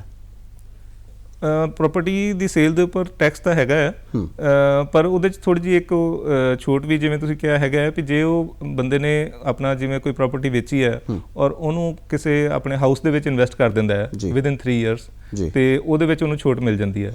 ਤੇ ਅਦਰਵਾਈਜ਼ ਜਿਹੜੀ ਪ੍ਰਾਪਰਟੀ ਸੇਲ ਹੈਗੀ ਆ ਉਹਦੇ 'ਚ ਮਤਲਬ 2 ਤਰ੍ਹਾਂ ਦਾ ਹੈ ਵੀ ਜੇ ਤਾਂ ਤੁਹਾਡੀ ਜਿਹੜੀ ਹੋਲਡਿੰਗ ਪੀਰੀਅਡ ਹੈ ਉਹ 2 ਸਾਲ ਤੋਂ ਘੱਟ ਹੈ ਫਿਰ ਤਾਂ ਉਹ ਸ਼ਾਰਟ ਟਰਮ ਗੇਨ ਦੇ ਵਿੱਚ ਆ ਜਾਂਦਾ ਹੈ। ਉਹਦੇ 'ਚ ਤਾਂ ਸਿੰਪਲੀ ਇਹ ਹੈ ਵੀ ਤੁਸੀਂ ਕਿੰਨੇ ਦੀ ਖਰੀਦੀ ਸੀ, ਕਿੰਨੇ ਦੀ ਵੇਚੀ ਹੈ, ਜਿਹੜਾ ਡਿਫਰੈਂਸ ਹੈ ਉਹ ਤੁਹਾਡਾ ਪ੍ਰੋਫਿਟ ਹੈ, ਉਹ 'ਤੇ ਟੈਕਸ ਦਿਓ, ਉਹ ਮਤਲਬ ਇਨਕਮ ਦੇ ਵਿੱਚ ਐਡ ਹੋ ਜਾਏਗਾ ਜੀ। ਲੇਕਿਨ ਜੇ ਤੁਹਾਡਾ ਜਿਹੜਾ ਹੋਲਡਿੰਗ ਪੀਰੀਅਡ ਹੈ ਉਹ 2 ਸਾਲ ਤੋਂ ਜ਼ਿਆਦਾ ਹੈ ਫਿਰ ਉਹਨੂੰ ਅਸੀਂ ਲੌਂਗ ਟਰਮ ਕੈਪੀਟਲ ਗੇਨ ਕਰਨੇ ਆ ਜੀ। ਤੇ ਲੌਂਗ ਟਰਮ ਦੇ ਵਿੱਚ ਜਿਹੜੀ ਕੈਲਕੂਲੇਸ਼ਨ ਹੈ ਥੋੜ੍ਹੀ ਜਿਹੀ ਡਿਫਰੈਂਟ ਹੋ ਜਾਂਦੀ ਹੈ। ਤੇ ਉਹਦੇ 'ਚ ਹੁੰਦਾ ਹੈ ਕਿ ਜਿਵੇਂ ਜੇ ਤਾਂ ਉਹਦੇ ਮਤਲਬ ਕਿ ਉਹਨੂੰ ਇੱਕ ਤਾਂ ਇਹ ਗੁੰਜਾਇਸ਼ ਹੈਗੀ ਆ ਵੀ ਉਹਨੇ ਖਰੀਦੀ ਕਿੰਨੇ ਦੀ ਸੀ ਤੇ ਵੇਚੀ ਕਿੰਨੇ ਦੀ ਹੈ ਔਰ ਪੀਰੀਅਡ ਕਿੰਨਾ ਹੈ ਜੀ। ਤੇ ਉਹ ਜਿਹੜਾ ਪੀਰੀਅਡ ਹੈਗਾ ਹੈ, ਉਹਦੇ ਵਾਸਤੇ ਕਾਸਟ ਇਨਫਲੇਸ਼ਨ ਇੰਡੈਕਸ ਉੱਤੇ ਅਪਲਾਈ ਹੁੰਦਾ ਹੈ ਉਹਦੀ ਕਾਸਟ ਦੇ ਉੱਪਰ, ਤੇ ਕਾਸਟ ਉਹਦੀ ਵੱਧ ਜਾਂਦੀ ਹੈ। ਫਰਜ਼ ਕੀਤਾ ਹੁਣ ਕਿਸੇ ਨੇ 2010 ਦੇ ਵਿੱਚ ਖਰੀਦੀ ਸੀ ਪ੍ਰਾਪਰਟੀ ਤੇ ਉਹਨੇ ਜਾ ਕੇ ਵੇਚੀ ਹੈਗੀ ਹੈ 2022 ਦੇ ਵਿੱਚ। ਹੁਣ 2010 ਦਾ ਕਾਸਟ ਇਨਫਲੇਸ਼ਨ ਇੰਡੈਕਸ ਕਿੰਨਾ ਸੀਗਾ ਤੇ 2022 ਦਾ ਕਿੰਨਾ ਹੈ, ਉਹ ਜਿਹੜਾ ਡਿਫਰੈਂਸ ਹੈ ਉਹ ਮਲਟੀਪਲਾਈ ਹੋ ਜਾਏਗਾ ਉਹਦੀ ਕਾਸਟ ਆਫ ਪਰਚੇਜ਼ ਦੇ ਵਿੱਚ, ਤੇ ਉਹਦੀ ਕਾਸਟ ਆਫ ਪਰਚੇਜ਼ ਉਨੀ ਵੱਧ ਜਾਏਗੀ ਜੀ, ਤੇ ਉਹ ਜਿੰਨੇ ਦੀ ਸੇਲ ਕੀਤੀ ਹੈ ਉਹਦੇ ਵਿੱਚੋਂ ਅਮਾਊਂਟ ਲੈਸ ਹੋ ਜਾਏਗੀ। ਜਿਹੜਾ ਡਿਫਰੈਂਸ ਬਚੇਗਾ ਉਹਦੇ ਉੱਪਰ 20% ਟੈਕਸ ਉਹਨੂੰ ਦੇਣਾ ਪਏਗਾ ਜੀ। ਤੇ ਇੱਕ ਸਵਾਲ ਆ ਹੁਣ, ਉਹ ਸਾਰੇ ਲੋਕਾਂ ਦਾ ਸਵਾਲ ਆ, ਇਹ ਕਈ ਬੈਂਕ ਖਾਤੇ ਹੁੰਦੇ ਸਾਡੇ ਅੱਜ ਕੱਲ੍ਹ, ਸਾਰੇ ਵਿਭਾਗ ਕਹਿੰਦੇ ਕਿ ਆਪਣੇ ਟਰਾਂਸਫਰ ਜਿਹੜੀ ਹੋਵੇ ਉਹ ਬੈਂਕ ਦੇ ਥਰੂ ਹੋਵੇ। ਮੰਨ ਲਓ ਕੋਈ ਬੰਦਾ ਖੇਤੀਬਾੜੀ ਦਾ ਕੰਮ ਕਰ ਰਿਹਾ, ਬਾਹਰੋਂ ਉਹਨੂੰ ਪੈਸੇ ਆ ਰਹੇ ਆ ਕਿ ਉਹਦੇ ਖਾਤਿਆਂ ਦੇ ਵਿੱਚ ਆ ਰਹੇ ਆ। ਪਹਿਲੀ ਗੱਲ ਤਾਂ ਇਹ ਆ ਵੀ ਕੀ ਉਹ ਜਿਹੜੇ ਪੈਸੇ ਆ ਰਹੇ ਆ ਕਿੰਨੇ ਆ ਸਕਦੇ ਆ ਸਾਲ ਦੇ ਵਿੱਚ, ਤੇ ਦੂਸਰਾ ਕਿ ਉਹਨਾਂ ਪੈਸਿਆਂ ਦੇ ਉੱਪਰ ਜਿਹਨੂੰ ਪੈਸੇ ਆ ਰਹੇ ਉਹਨੂੰ ਟੈਕਸ ਦੇਣਾ ਪਏਗਾ? ਨਹੀਂ, ਫੋਰਨ ਰੈਮਿਟੈਂਸ ਦੇ ਵਿੱਚ ਇਸ ਤਰ੍ਹਾਂ ਹੁੰਦਾ ਹੈ, ਮਤਲਬ ਚਾਹੇ ਫੋਰਨ ਰੈਮਿਟੈਂਸ ਹੈ ਚਾਹੇ ਇੰਡੀਅਨ ਰੈਮਿਟੈਂਸ ਹੈ, ਕੋਈ ਵੀ ਹੈ ਵੀ ਕੁਝ ਕੈਟਾਗਰੀਜ਼ ਡਿਫਾਈਨਡ ਹੈਗੀਆਂ ਵੀ ਜਿਹੜੇ ਤੁਹਾਡੇ ਮਤਲਬ ਫੈਮਿਲੀ ਮੈਂਬਰਸ ਜਿਵੇਂ ਹੈਗੇ ਆ, ਤੁਹਾਡੇ ਬੱਚੇ, ਤੁਹਾਡੇ ਭੈਣ ਭਰਾ ਜਾਂ ਪੇਰੈਂਟਸ ਜਾਂ ਮਤਲਬ ਕਿ ਨਾਨਕਿਆਂ ਵਾਲੀ ਸਾਈਡ ਤੋਂ, ਸੋ ਇਹ ਤੁਹਾਡੇ ਫੈਮਿਲੀ ਦਾ ਪਾਰਟ ਮੰਨੇ ਜਾਂਦੇ ਆ। ਜੇ ਇਹਨਾਂ ਤੋਂ ਤੁਹਾਨੂੰ ਪੈਸੇ ਮਿਲ ਰਹੇ ਆ ਔਰ ਉਹ ਤਾਂ ਟੈਕਸ ਫ੍ਰੀ ਹੈ, ਚਾਹੇ ਜਿੰਨੀ ਮਰਜ਼ੀ ਰਕਮ ਮਿਲ ਜਾਏ। ਅੱਛਾ ਜੀ। ਲੇਕਿਨ ਜੇ ਇਹਨਾਂ ਤੋਂ ਇਲਾਵਾ ਤੁਹਾਨੂੰ ਹੋਰ ਕਿਸੇ ਤੋਂ ਪੈਸੇ ਮਿਲ ਰਹੇ ਆ ਔਰ ਉਹ ਰਕਮ ਜਿਹੜੀ ਹੈ ਉਹ 50,000 ਤੋਂ ਵੱਧ ਹੈ, ਤਾਂ ਉਹ ਤੁਹਾਡੀ ਇਨਕਮ ਮੰਨੀ ਜਾਏਗੀ ਜੀ। ਸੋ ਉਹ ਚਾਹੇ ਉਹ ਪੈਸੇ ਇੰਡੀਆ ਚੋਂ ਤੁਸੀਂ ਕਿਸੇ ਤੋਂ ਲੈ ਰਹੇ ਆ, ਚਾਹੇ ਫੋਰਨ ਤੋਂ ਮੰਗਾ ਰਹੇ ਆ ਜੀ। ਸੋ ਜੇ ਤਾਂ ਤੁਹਾਡੇ ਫੈਮਿਲੀ ਮੈਂਬਰ ਤੋਂ ਮਿਲੇ ਆ ਤੁਹਾਨੂੰ, ਫਿਰ ਤਾਂ ਠੀਕ ਹੈ, ਫਿਰ ਕੋਈ ਪ੍ਰੋਬਲਮ ਨਹੀਂ। ਤੇ ਮਤਲਬ ਫੈਮਿਲੀ ਮੈਂਬਰ ਦੇ ਵਿੱਚ ਜਿਹੜੇ ਤੁਹਾਨੂੰ ਮੈਂ ਦੱਸੇ ਨੀਅਰ ਰਿਲੇਟਿਵਸ ਉਹ ਆ ਜਾਂਦੇ ਆ, ਮਾਪੇ ਹੋਣ, ਨਾਨਕੇ ਹੋਣ, ਦਾਦਕੇ ਹੋਣ ਜੀ, ਉਧਰੋਂ। ਤੇ ਉਸ ਤੋਂ ਇਲਾਵਾ ਜੇ ਕੋਈ ਮਤਲਬ ਆ ਰਿਹਾ ਤਾਂ ਉਹ ਫਿਰ ਤੁਹਾਡੀ ਇਨਕਮ ਮੰਨੀ ਜਾਏਗੀ ਜੀ। ਤੇ ਇੱਕ ਮੈਂ ਮਾਫੀ ਚਾਹੁੰਦਾ, ਤੁਹਾਡੀ ਗੱਲ ਵਿੱਚ ਹੀ ਰਹਿ ਗਈ, ਇੱਕ ਗਿਫਟ ਦਿੰਦੇ ਆ ਹਾਂਜੀ, ਬਹੁਤ ਵੱਡੇ ਵੱਡੇ ਅਫਸਰਾਂ ਨੂੰ ਵੀ ਮਿਲਦੇ ਆ, ਤੇ ਜਿਹੜੇ ਗਿਫਟ ਮਿਲਦੇ ਆ ਸਾਨੂੰ, ਕਈ ਵਾਰ ਗਿਫਟ ਕੈਸ਼ ਦੇ ਰੂਪ ਦੇ ਵਿੱਚ ਵੀ ਹੁੰਦੇ ਆ, ਕਈ ਵਾਰ ਗਿਫਟ ਗੱਡੀਆਂ ਦੇ ਰੂਪ ਦੇ ਵਿੱਚ ਵੀ ਹੁੰਦੀ ਹੈ, ਕਈ ਵਾਰ ਗਿਫਟ ਗਹਿਣੇ ਵੀ ਹੁੰਦੇ ਆ, ਕੀ ਉਹ ਵੀ ਟੈਕਸੇਬਲ ਹੈਗੇ ਆ? ਉਹ ਵੀ ਸੇਮ ਉਹੀ ਕ੍ਰਾਈਟੇਰੀਆ ਲਾਗੂ ਹੋਏਗਾ ਵੀ ਜੇ ਤਾਂ ਕਿਸੇ ਰਿਲੇਟਿਵ ਤੋਂ ਹੈਗਾ ਜਿਹੜੇ ਮੈਂ ਤੁਹਾਨੂੰ ਦੱਸੇ ਆ ਫਿਰ ਟੈਕਸ ਫ੍ਰੀ ਹੈ, ਲੇਕਿਨ ਜੇ ਕਿਸੇ ਬਾਹਰਲੇ ਬੰਦੇ ਤੋਂ ਮਿਲਿਆ ਫਿਰ ਉਹ ਟੈਕਸੇਬਲ ਹੋਏਗਾ, ਫਿਰ ਉਹਦੀ ਜਿੰਨੀ ਵੈਲਿਊ ਹੈਗੀ ਆ ਉਹ ਤੁਹਾਡੀ ਇਨਕਮ 'ਚ ਐਡ ਹੋ ਜਾਏਗੀ ਜੀ। ਅੱਛਾ ਜੀ, ਅੱਜ ਕੱਲ੍ਹ ਹੁਣ ਹਰ ਇੱਕ ਚੀਜ਼ ਆਪਾਂ ਲੋਨ ਲੈਂਦੇ ਹਾਂ, ਕੋਈ ਕਾਰ ਖਰੀਦਣੀ ਹੈ, ਕੋਈ ਘਰ ਖਰੀਦਣਾ, ਕੋਈ ਕਿਸੇ ਵੀ ਤਰ੍ਹਾਂ ਦੀ, ਜਦੋਂ ਅਸੀਂ ਕੋਈ ਕਰਜ਼ਾ ਲੈ ਲੈਂਦੇ ਕਿਸੇ ਬੈਂਕ ਦੇ ਕੋਲੋਂ, ਉਹਦੀਆਂ EMI ਸਾਡੀਆਂ ਜਾਂਦੀਆਂ ਨੇ, ਉਹ ਹਾਊਸਿੰਗ ਲੋਨ ਜਿਹੜਾ ਲਿਆ ਹੋਇਆ ਕੀ ਸਾਨੂੰ ਉਹ ਟੈਕਸ ਦੇ ਵਿੱਚੋਂ ਛੂਟ ਦਵਾ ਸਕਦਾ ਹੈ? ਹਾਂਜੀ, ਹਾਊਸਿੰਗ ਲੋਨ ਦੇ ਉੱਪਰ ਛੋਟ ਮਿਲ ਜਾਂਦੀ ਹੈਗੀ ਹੈ। ਉਹਦੇ 'ਚ ਇੱਕ ਤਾਂ ਜਿਹੜਾ ਤੁਸੀਂ ਉਹਦਾ ਪ੍ਰਿੰਸੀਪਲ ਅਮਾਊਂਟ ਵਾਪਸ ਕੀਤਾ ਹੈ, ਉਹ ਤਾਂ ਜਿਹੜਾ 1.5 ਲੱਖ ਵਾਲੀ ਸੇਵਿੰਗ ਸੀ ਨਾ ਉਹਦੇ ਵਿੱਚ ਹੀ ਆਉਂਦਾ ਹੈ ਜੀ। ਮਤਲਬ ਇਨ ਦੈਟ ਕੇਸ ਕੀ ਹੈ ਕਿ ਤੁਹਾਨੂੰ ਫਿਰ ਜਸ ਫਰਜ਼ ਕੀਤਾ ਤੁਹਾਡੀ ਸੇਵਿੰਗ ਘੱਟ ਵੀ ਹੋਵੇ ਤੇ 1.5 ਲੱਖ ਤੋਂ, ਤੇ ਜਿੰਨਾ ਤੁਸੀਂ ਉਹ ਅਮਾਊਂਟ ਉਧਰ ਪ੍ਰਿੰਸੀਪਲ ਅਮਾਊਂਟ ਵਾਪਸ ਕੀਤਾ ਉਹ ਉਧਰ ਐਡ ਹੋ ਜਾਏਗਾ, ਤੇ ਉਹ up to maximum of 1.5 lakh ਉਹ ਤੁਹਾਨੂੰ ਉਧਰ ਛੋਟ ਮਿਲ ਜਾਏਗੀ। ਤੇ ਜਿਹੜਾ ਤੁਸੀਂ ਵਿਆਜ ਦਿੱਤਾ ਹੈ ਉਹਦੇ ਉੱਪਰ ਵਿਆਜ ਦੀ ਵੱਖਰੀ ਡਿਡਕਸ਼ਨ ਹੈਗੀ ਆ, ਉਹ ਮੈਕਸਿਮਮ 2 ਲੱਖ ਤਾਈਂ ਤੁਸੀਂ ਆਪਣੀ ਇਨਕਮ ਦੇ ਵਿੱਚੋਂ ਲੈਸ ਕਰ ਸਕਦੇ ਹੋ ਜੀ। ਇਹ ਜਿਹੜਾ ਇਹ ਛੂਟ ਹੈ ਇਹ ਸਿਰਫ ਸਰਕਾਰੀ ਕਰਮਚਾਰੀਆਂ ਦੇ ਲਈ ਹੈ ਜਾਂ ਕੋਈ ਵੀ ਲੈ ਸਕਦਾ? ਕੋਈ ਵੀ ਲੈ ਸਕਦਾ, ਕੋਈ ਵੀ ਲੈ ਸਕਦਾ ਹੈ, ਠੀਕ ਹੈ ਜੀ। ਤੇ ਜੇਕਰ ਹੁਣ ਅਸੀਂ ਗੱਲ ਕਰੀਏ ਜਿਹੜੇ ਸਰਕਾਰੀ ਕਰਮਚਾਰੀ ਹੈ ਉਹਨਾਂ ਦਾ ਤਾਂ ਸਰਕਾਰ ਨੂੰ ਪਤਾ ਹੁੰਦਾ ਕਿ ਇਸ ਬੰਦੇ ਦੀ ਇਨਕਮ ਕਿੰਨੀ ਹੈਗੀ ਹੈ ਕਿਉਂਕਿ ਸਰਕਾਰ ਨਹੀਂ ਦੇਣੀ ਹੈ, ਤੇ ਇੱਕ ਪ੍ਰਾਈਵੇਟ ਕਰਮਚਾਰੀ ਹੁੰਦੇ ਆ, ਇਹਨਾਂ ਦੋਨਾਂ ਦੀਆਂ ਤਨਖਾਹਾਂ ਦੇ ਉੱਪਰ ਕਿਵੇਂ ਜਿਹੜਾ ਕਿ ਆਮਦਨ ਦੇ ਉੱਪਰ ਕਿਵੇਂ ਟੈਕਸ ਜਿਹੜਾ ਕੈਲਕੂਲੇਟ ਹੁੰਦਾ ਹੈ? ਇਹ ਕੋਈ ਵੀ ਬੰਦਾ ਜਿਹੜਾ ਪੇਮੈਂਟ ਕਰ ਰਿਹਾ ਹੈ ਨਾ ਕਿਸੇ ਨੂੰ, ਚਾਹੇ ਉਹ ਸੈਲਰੀ ਪੇ ਕਰ ਰਿਹਾ ਹੈ, ਚਾਹੇ ਕਮਿਸ਼ਨ ਪੇ ਕਰ ਰਿਹਾ ਹੈ, ਚਾਹੇ ਕੋਈ ਕੰਟਰੈਕਟ ਦੀ ਅਮਾਊਂਟ ਪੇ ਕਰ ਰਿਹਾ ਹੈ, ਕੁਝ ਵੀ ਹੈ, ਤੇ ਉਹਦੀ ਇਹ ਜ਼ਿੰਮੇਵਾਰੀ ਹੈ ਕਿ ਉਹਨੇ ਟੈਕਸ ਕੱਟ ਕੇ ਪੇਮੈਂਟ ਕਰਨੀ ਹੈ, ਅਦਰਵਾਈਜ਼ ਉਹਨੂੰ ਪੈਨਲਟੀ ਪੈ ਜਾਂਦੀ ਹੈ। ਅੱਛਾ ਜੀ। ਸੋ ਇਸੇ ਤਰ੍ਹਾਂ ਜਿਹੜਾ ਮਤਲਬ ਤੁਹਾਡਾ ਗਵਰਨਮੈਂਟ EMPLOYEES ਦਾ DDO ਹੈ ਉਹ ਰਿਸਪੌਂਸੀਬਲ ਹੈ ਵੀ ਉਹਨੇ ਜਿਹੜੀ ਸੈਲਰੀ ਦੇਣੀ ਹੈ ਉਹਨੇ ਚੈੱਕ ਕਰਨਾ ਵੀ ਇਹਦੀ ਟੈਕਸੇਬਲ ਤਾਂ ਨਹੀਂ ਬਣਦੀ, ਔਰ ਜੇ ਟੈਕਸ ਬਣਦਾ ਹੈ ਤੇ ਉਹ ਕੱਟਣਾ ਹੈ, ਜੇ ਉਹ ਨਹੀਂ ਕੱਟਦਾ ਤਾਂ ਉਹਨੂੰ ਪੈਨਲਟੀ ਪਏਗੀ ਜੀ। ਤੇ ਇਸੇ ਤਰ੍ਹਾਂ ਪ੍ਰਾਈਵੇਟ ਜਿਹੜੀ ਵੱਡੀ ਕੋਈ ਕੰਪਨੀ ਹੈਗੀ ਆ ਉਹਦੀ ਵੀ ਜ਼ਿੰਮੇਵਾਰੀ ਹੈ, ਤੇ ਉਹ ਮਤਲਬ ਜਿੱਦਾਂ ਆਪਣੇ EMPLOYEES ਨੂੰ ਪੇਮੈਂਟ ਕਰ ਰਹੀ ਹੈ ਉਹਨਾਂ ਨੇ ਦੇਖਣਾ ਵੀ ਇਹ ਸੈਲਰੀ ਕਿੰਨੀ ਹੈ, ਕਿਤੇ ਟੈਕਸੇਬਲ ਲਿਮਿਟ ਤੋਂ ਜ਼ਿਆਦਾ ਤਾਂ ਨਹੀਂ ਹੈਗੀ, ਤੇ ਉਹਦੇ ਉੱਪਰ ਉਹਨਾਂ ਦੀ ਜ਼ਿੰਮੇਵਾਰੀ ਹੈ ਕਿ ਉਹ ਟੈਕਸ ਕੱਟ ਕੇ ਫਿਰ ਉਹਨਾਂ ਨੂੰ ਪੇਮੈਂਟ ਦੇਣ ਜੀ। ਤੇ ਜੇਕਰ ਅਸੀਂ ਗੱਲ ਕਰਦੇ ਹਾਂ ਕਿ ਜਦੋਂ ਬਜਟ ਪੇਸ਼ ਹੁੰਦਾ ਹੈ, ਚਾਹੇ ਉਹ ਭਾਰਤ ਸਰਕਾਰ ਦਾ ਹੋਵੇ ਜਾਂ ਸੂਬਾ ਸਰਕਾਰਾਂ ਪੇਸ਼ ਕਰਨ, ਤਾਂ ਇੱਕ ਟੈਕਸ ਸਲੈਬ ਜਿਹੜੀ ਹੁੰਦੀ ਹੈ ਉਹ ਸਾਡੇ ਸਾਹਮਣੇ ਆਉਂਦੀ ਹੈ। ਟੈਕਸ ਸਲੈਬ ਇਹਦੇ ਬਾਰੇ ਸੁਣਿਆ ਤਾਂ ਸਾਰਿਆਂ ਨੇ ਹੋਊਗਾ, ਪਰ ਬਹੁਤੇ ਲੋਕਾਂ ਨੂੰ ਉਹਨਾਂ ਨੂੰ ਇਸ ਪੂਰੀ ਟੈਕਸ ਸਲੈਬ ਦੇ ਬਾਰੇ ਜੋ ਟੈਕਨੀਕਲ ਭਾਸ਼ਾ ਹੈਗੀ ਆ ਉਹ ਨਹੀਂ ਪਤਾ। ਸਰਲ ਲਫ਼ਜ਼ਾਂ ਦੇ ਵਿੱਚ ਅਸੀਂ ਟੈਕਸ ਸਲੈਬ ਨੂੰ ਕਿਵੇਂ ਸਮਝਾ ਸਕਦੇ ਹਾਂ? ਟੈਕਸ ਲੈਬ ਇਹੀ ਹੈ ਕਿ ਉਹਨਾਂ ਨੇ ਮਤਲਬ ਡਿਫਾਈਨ ਕਰ ਦਿੱਤਾ ਵੀ ਬੰਦੇ ਨੂੰ ਜਿਹੜਾ ਟੈਕਸ ਲਗਾਉਣਾ ਆ ਉਹ ਇਸ ਗੱਲ ਤੇ ਡਿਪੈਂਡ ਕਰੇਗਾ ਵੀ ਉਹਦੀ ਇਨਕਮ ਟੋਟਲ ਹੈ ਕਿੰਨੀ ਹੈ। ਸੋ ਜਿਹੜੇ ਘੱਟ ਇਨਕਮ ਵਾਲੇ ਲੋਕ ਹੈ ਉਹਨਾਂ ਦੇ ਉੱਪਰ ਬੋਝ ਘੱਟ ਪਾਇਆ ਜਾਵੇ। ਇਸ ਕਰਕੇ ਜਿਹੜਾ ਹੇਠਲਾ ਸਲੈਬ ਹੈ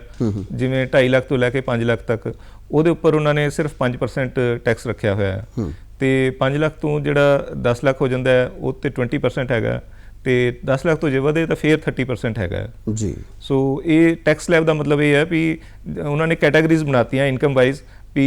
ਜਿਹੜੇ ਮਤਲਬ ਘੱਟ ਇਨਕਮ ਵਾਲੇ ਆ ਉਹਨਾਂ ਤੋਂ ਅਸੀਂ ਥੋੜੇ ਰੇਟ ਤੇ ਟੈਕਸ ਲੈਣਾ ਹੈ ਤੇ ਜਿਹੜੇ ਵੱਧ ਇਨਕਮ ਵਾਲੇ ਉਹਨਾਂ ਤੋਂ ਜ਼ਿਆਦਾ ਰੇਟ ਤੇ ਲੈਣਾ ਜੀ। ਤੇ ਨਵੀਂ ਨੀਤੀ ਜਿਹੜੀ ਪ੍ਰਚਲਿਤ ਹੋ ਰਹੀ ਹੈ ਉਹ ਜਿਵੇਂ ਤੁਸੀਂ ਪਹਿਲਾਂ ਦੱਸਿਆ ਉਹ ਜਿਹੜੀ ਨਵੀਂ ਨੀਤੀ ਆ ਉਹ ਤੁਹਾਨੂੰ ਲੱਗਦਾ ਕਿ ਆਉਣ ਵਾਲੇ ਸਮੇਂ ਦੇ ਵਿੱਚ ਇਸ ਟੈਕਸ ਸਲੈਬ ਦੇ ਨਾਲ ਜ਼ਿਆਦਾ ਪ੍ਰਚਲਿਤ ਹੋ ਰਹੀ ਆ ਕਿ 2.5 ਲੱਖ ਵਾਲੀ ਜਿਹੜੀ ਹੈਗੀ ਆ ਉਹ ਕੀ ਕਹੋਗੇ ਉਹਦੇ ਬਾਰੇ? ਉਹ ਇੱਕ ਮਤਲਬ ਐਕਚੁਅਲੀ ਨਾ ਜਿਹੜੇ ਗਵਰਨਮੈਂਟ ਦੇ ਆਪਣੇ ਟੈਕਸ ਦੇ ਸਲਾਹਕਾਰ ਹੈਗੇ ਨੇ ਐਕਸਪਰਟਸ ਹੈਗੇ ਨੇ ਆਲ ਓਵਰ ਵਰਲਡ ਮਤਲਬ ਉਹਨਾਂ ਦੀ ਇਹੀ ਮਤਲਬ ਮਾਨਤਾ ਹੁੰਦੀ ਹੈ ਵੀ ਜਿੰਨਾ ਜ਼ਿਆਦਾ ਤੁਸੀਂ ਵਿੱਚ ਐਗਜ਼ੈਂਪਸ਼ਨਸ ਛੋਟਾਂ ਵਗੈਰਾ ਰੱਖ ਦਿੰਦੇ ਹੋ ਆਪਣੇ ਕਾਨੂੰਨ ਦੇ ਵਿੱਚ ਕਾਨੂੰਨ ਉਨਾ ਜ਼ਿਆਦਾ ਗੁੰਝਲਦਾਰ ਹੋ ਜਾਂਦਾ ਹੈ ਤੇ ਉਨੀ ਜ਼ਿਆਦਾ ਲਿਟੀਗੇਸ਼ਨ ਵੀ ਵੱਧ ਜਾਂਦੀ ਹੈ ਤੇ ਉਹ ਕਈ ਵਾਰੀ ਪਬਲਿਕ ਨੂੰ ਸਮਝ ਨਹੀਂ ਹੁੰਦੀ ਜਾਂ ਕਈ ਵਾਰੀ ਜਾਣਬੁੱਝ ਕੇ ਵੀ ਕੋਈ ਉਹਦੇ 'ਚ ਹੇਰ-ਫੇਰ ਕਰਨ ਦੀ ਕੋਸ਼ਿਸ਼ ਕਰਦੇ ਆ। ਸੋ ਉਹਨਾਂ ਨੂੰ ਇਹੀ ਸਲਾਹ ਦਿੱਤੀ ਜਾਂਦੀ ਹੈ ਵੀ ਤੁਸੀਂ ਜਿਹੜੀਆਂ ਐਗਜ਼ੈਂਪਸ਼ਨਸ ਹੈਗੀਆਂ ਇਹ ਹੌਲੀ-ਹੌਲੀ ਖਤਮ ਕਰੋ। ਸੋ ਇਸ ਕਰਕੇ ਗਵਰਨਮੈਂਟ ਨੇ ਇੱਕ ਆਲਟਰਨੇਟਿਵ ਸਕੀਮ ਚਲਾਈ ਹੈਗੀ ਆ ਤੇ ਉਹਦੇ ਵਿੱਚ ਇਹ ਹੈਗਾ ਹੈ ਕਿ ਮਤਲਬ ਪਬਲਿਕ ਨੂੰ ਥੋੜ੍ਹਾ ਜਿਹਾ ਉਤਸ਼ਾਹਿਤ ਕਰਨ ਲਈ ਉਹਨਾਂ ਨੇ ਇਹ ਰੱਖਿਆ ਵੀ ਟੈਕਸ ਰੇਟ ਜਿਹੜਾ ਥੋੜ੍ਹਾ ਜਿਹਾ ਘੱਟ ਲਾਇਆ ਜਾਏਗਾ ਬਾਕੀਆਂ ਦੇ ਮੁਕਾਬਲੇ 'ਚ ਔਰ ਕਿਸੇ ਕਿਸਮ ਦੀ ਕੋਈ ਛੋਟ ਜਿਹੜੀ ਬੰਦੇ ਨੇ ਨਹੀਂ ਲੈਣੀ। ਸੋ ਇੱਕ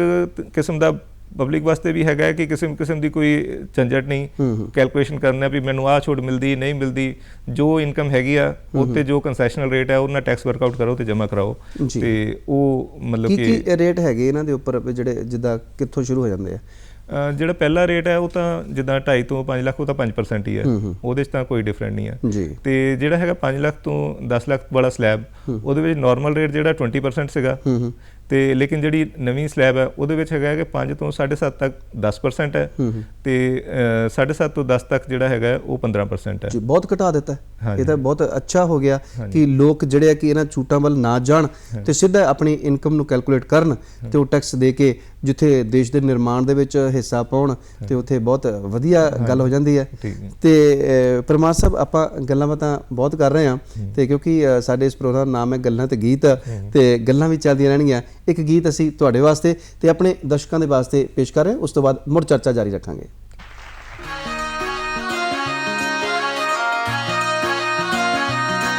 ਸਾਡੇ ਖਰਚੇ ਬੜੇ ਨੇ ਮਰ ਜਾਣੀਏ ਨੀ ਉੱਤੋਂ ਤੰਗ ਤੂੰ ਕਰਦੀ ਸਾਡੇ ਖਰਚੇ ਬੜੇ ਨੇ ਮਰ ਜਾਣੀਏ ਨੀ ਉੱਤੋਂ ਤੰਗ ਤੂੰ ਕਰਦੀ ਜਿਹੜੀ ਮਹਿੰਗੀ ਚੀਜ਼ ਹੁੰਦੀ ਬਿੱਲੋ ਰਾਣੀਏ ਨੀ ਉਸੇ ਵੱਲ ਮੂੰਹ ਕਰਦੀ ਸਾਡੇ ਖਰਚੇ ਬੜੇ ਨੇ ਮਰ ਜਾਣੀਏ ਨੀ ਉੱਤੋਂ ਤੰਗ ਤੂੰ ਕਰਦੀ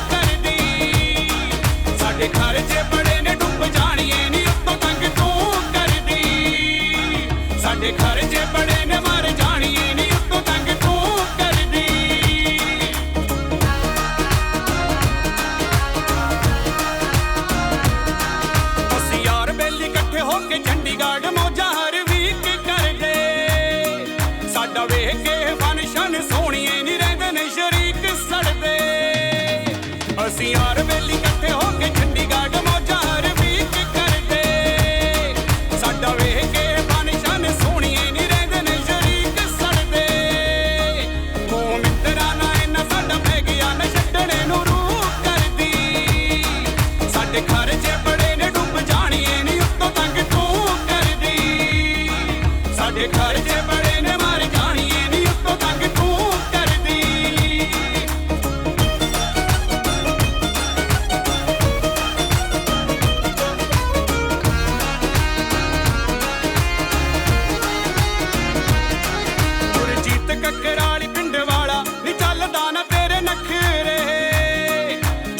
ਕੁੜੀਆਂ ਦੇ ਪਿੱਛੇ ਮੁੰਡੇ ਘੁੰਮਦੇ ਨਹੀਂ ਹੋਣੇ ਕਿਤੇ ਹੋਰ ਵੱਖਰੇ ਗੁਰਜੀਤ ਕੱਕਰਾਲੀ ਪਿੰਡ ਵਾਲਾ ਵੀ ਚੱਲਦਾ ਨਾ ਤੇਰੇ ਨਖਰੇ ਜਿਹੜੇ ਕੁੜੀਆਂ ਦੇ ਪਿੱਛੇ ਮੁੰਡੇ ਘੁੰਮਦੇ ਨਹੀਂ ਹੋਣੇ ਕਿਤੇ ਹੋਰ ਵੱਖਰੇ ਨੀ ਤੂੰ ਸਾਡੇ ਨਾਲ ਟਾਈਮ ਪਾਸ ਕਰਦੀ ਨਾ ਬਣਨਾ ਤੂੰ ਨੂੰ ਕਰਦੀ ਸਾਡੇ ਖਰਚੇ ਬੜੇ ਨੇ ਡੁੱਬ ਜਾਣੀਏ ਨੀ ਉੱਤੋਂ ਤੰਗ ਤੂੰ ਕਰਦੀ ਸਾਡੇ ਖਰਚੇ ਬੜੇ ਨੇ ਮਰ ਜਾਣੀਏ ਨੀ ਉੱਤੋਂ ਤੰਗ ਤੂੰ ਕਰਦੀ ਜੀ ਗੱਲਾਂ ਤੇ ਗੀਤ ਤੁਸੀਂ ਦੇਖ ਰਹੇ ਹੋ ਔਰ ਗੱਲਾਂ ਤੇ ਗੀਤ ਵਿੱਚ ਅੱਜ ਅਸੀਂ ਗੱਲਾਂ ਇਨਕਮ ਟੈਕਸ ਦੇ ਬਾਰੇ ਕਰ ਰਹੇ ਹਾਂ ਔਰ ਇਨਕਮ ਟੈਕਸ ਦੇ ਉੱਪਰ ਬਹੁਤ ਵੱਡੇ ਵਿਸਥਾਰਪੂਰਵਕ ਜਾਣਕਾਰੀ ਦੇਣ ਦੇ ਵਾਸਤੇ ਸਾਡੇ ਨਾਲ ਅੱਜ ਮਨਦੀਪ ਸਿੰਘ ਪਰਮਾਰ ਜੀ ਸਾਡੇ ਨਾਲ ਨੇ ਔਰ ਇਹ ਡਿਪਟੀ ਕਮਿਸ਼ਨਰ ਹੈ ਇਨਕਮ ਟੈਕਸ ਵਿਭਾਗ ਜਲੰਧਰ ਦੇ ਵਿੱਚ ਔਰ ਸਾਡੇ ਨਾਲ ਅੱਜ ਉਚੇਚੇ ਤੌਰ ਤੇ ਇਹ ਬੇਸ਼ਕੀਮਤੀ ਸਮਾਂ ਕੱਢ ਕੇ ਸਾਡੇ ਕੋਲ ਆਏ ਨੇ ਔਰ ਜੇਕਰ ਅਸੀਂ ਗੱਲ ਕਰੀਏ ਇਸ ਇਨਕਮ ਟੈਕਸ ਦੀ ਨਵੀਆਂ ਤੋਂ ਨਵੀਆਂ ਨੀਤੀਆਂ ਆ ਰਹੀਆਂ ਨੇ ਇੱਕ ਇਹ ਵੀ ਨੀਤੀ ਸੀ ਨਾ ਕਿ 5 ਲੱਖ ਤੋਂ ਹੇਠਾਂ ਤੁਹਾਡੀ ਇਨਕਮ ਹੈਗੀ ਹੈ ਤਾਂ ਫਿਰ ਤੁਹਾਨੂੰ ਕੋਈ ਟੈਕਸ ਨਹੀਂ ਲੱਗਣਾ ਭਾਵੇਂ 4.5 ਲੱਖ ਹੋ ਜਾਵੇ ਤੇ ਪਰ ਜੇਕਰ 5 ਲੱਖ ਤੋਂ ਵੱਧ ਜਾਂਦੀ ਹੈ ਮੰਨ ਲਓ 5 ਲੱਖ ਕੋਈ 10,000 ਹੋ ਗਈ ਤਾਂ ਫਿਰ ਬੰਦਾ ਇਹ ਸੋਚਦਾ ਕਿ ਮੈਨੂੰ 5 ਲੱਖ ਤੱਕ ਤਾਂ ਕੁਝ ਨਹੀਂ ਲੱਗਣਾ 10,000 ਤੇ ਲੱਗੂਗਾ ਕਿ ਇਦਾਂ ਜਾਂ ਕੁਝ ਹੋਰ ਵੀ ਹੈ ਵਿੱਚ ਇਹਦੇ ਹਾਂਜੀ ਇਹਦੇ 'ਚ ਐਕਚੁਅਲੀ ਜਿਹੜੇ ਛੋਟੇ ਮਤਲਬ ਘੱਟ ਇਨਕਮ ਵਾਲੇ ਲੋਕ ਹੈਗੇ ਆ ਉਹਨਾਂ ਨੂੰ ਬੈਨੀਫਿਟ ਦੇਣ ਵਾਸਤੇ ਇੱਕ ਸਕੀਮ ਚਲਾਈ ਸੀ ਗਵਰਨਮੈਂਟ ਨੇ ਵੀ ਜੇ ਮਤਲਬ ਕਿ ਇਨਕਮ ਉਹਦੀ 5 ਲੱਖ ਤੋਂ ਥੱਲੇ ਰਹਿ ਜਾਂਦੀ ਹੈ ਤੇ ਫਿਰ ਉਹਨੂੰ ਟੈਕਸ ਨਹੀਂ ਦੇਣਾ ਪੈਂਦਾ ਮਤਲਬ ਅਦਰਵਾਈਜ਼ ਸਲੈਬ 2.5 ਲੱਖ ਹੈ ਪਰ ਸਪੋਜ਼ ਕਿਸੇ ਦੀ ਇਨਕਮ ਹੈਗੀ ਆ 4,60,000 ਜਾਂ 4,70,000 ਤੇ ਉਹਦੀ ਇਨਕਮ ਜਿਹੜੀ ਆ ਉਹ ਤੇ ਫਿਰ ਟੈਕਸ ਨਹੀਂ ਲੱਗਦਾ ਉਹਨੂੰ ਛੋਟ ਮਿਲ ਜਾਂਦੀ ਆ ਉਹਨੀ ਪਰ ਜੇ ਇਨਕਮ 5 ਲੱਖ ਤੋਂ ਵੱਧ ਜਾਂਦੀ ਹੈ ਤੇ ਫਿਰ ਉਹਨੂੰ ਪੂਰਾ 2.5 ਲੱਖ ਤੋਂ ਕੈਲਕੂਲੇਟ ਕਰਕੇ ਟੈਕਸ ਪੂਰਾ ਲੱਗਦਾ ਫਿਰ ਜੋ ਸਲੈਬ ਦੇ ਅਨੁਸਾਰ ਆ ਉਹਨੂੰ ਉਹ ਟੈਕਸ ਕੈਲਕੂਲੇਟ ਕਰਨਾ ਪਏਗਾ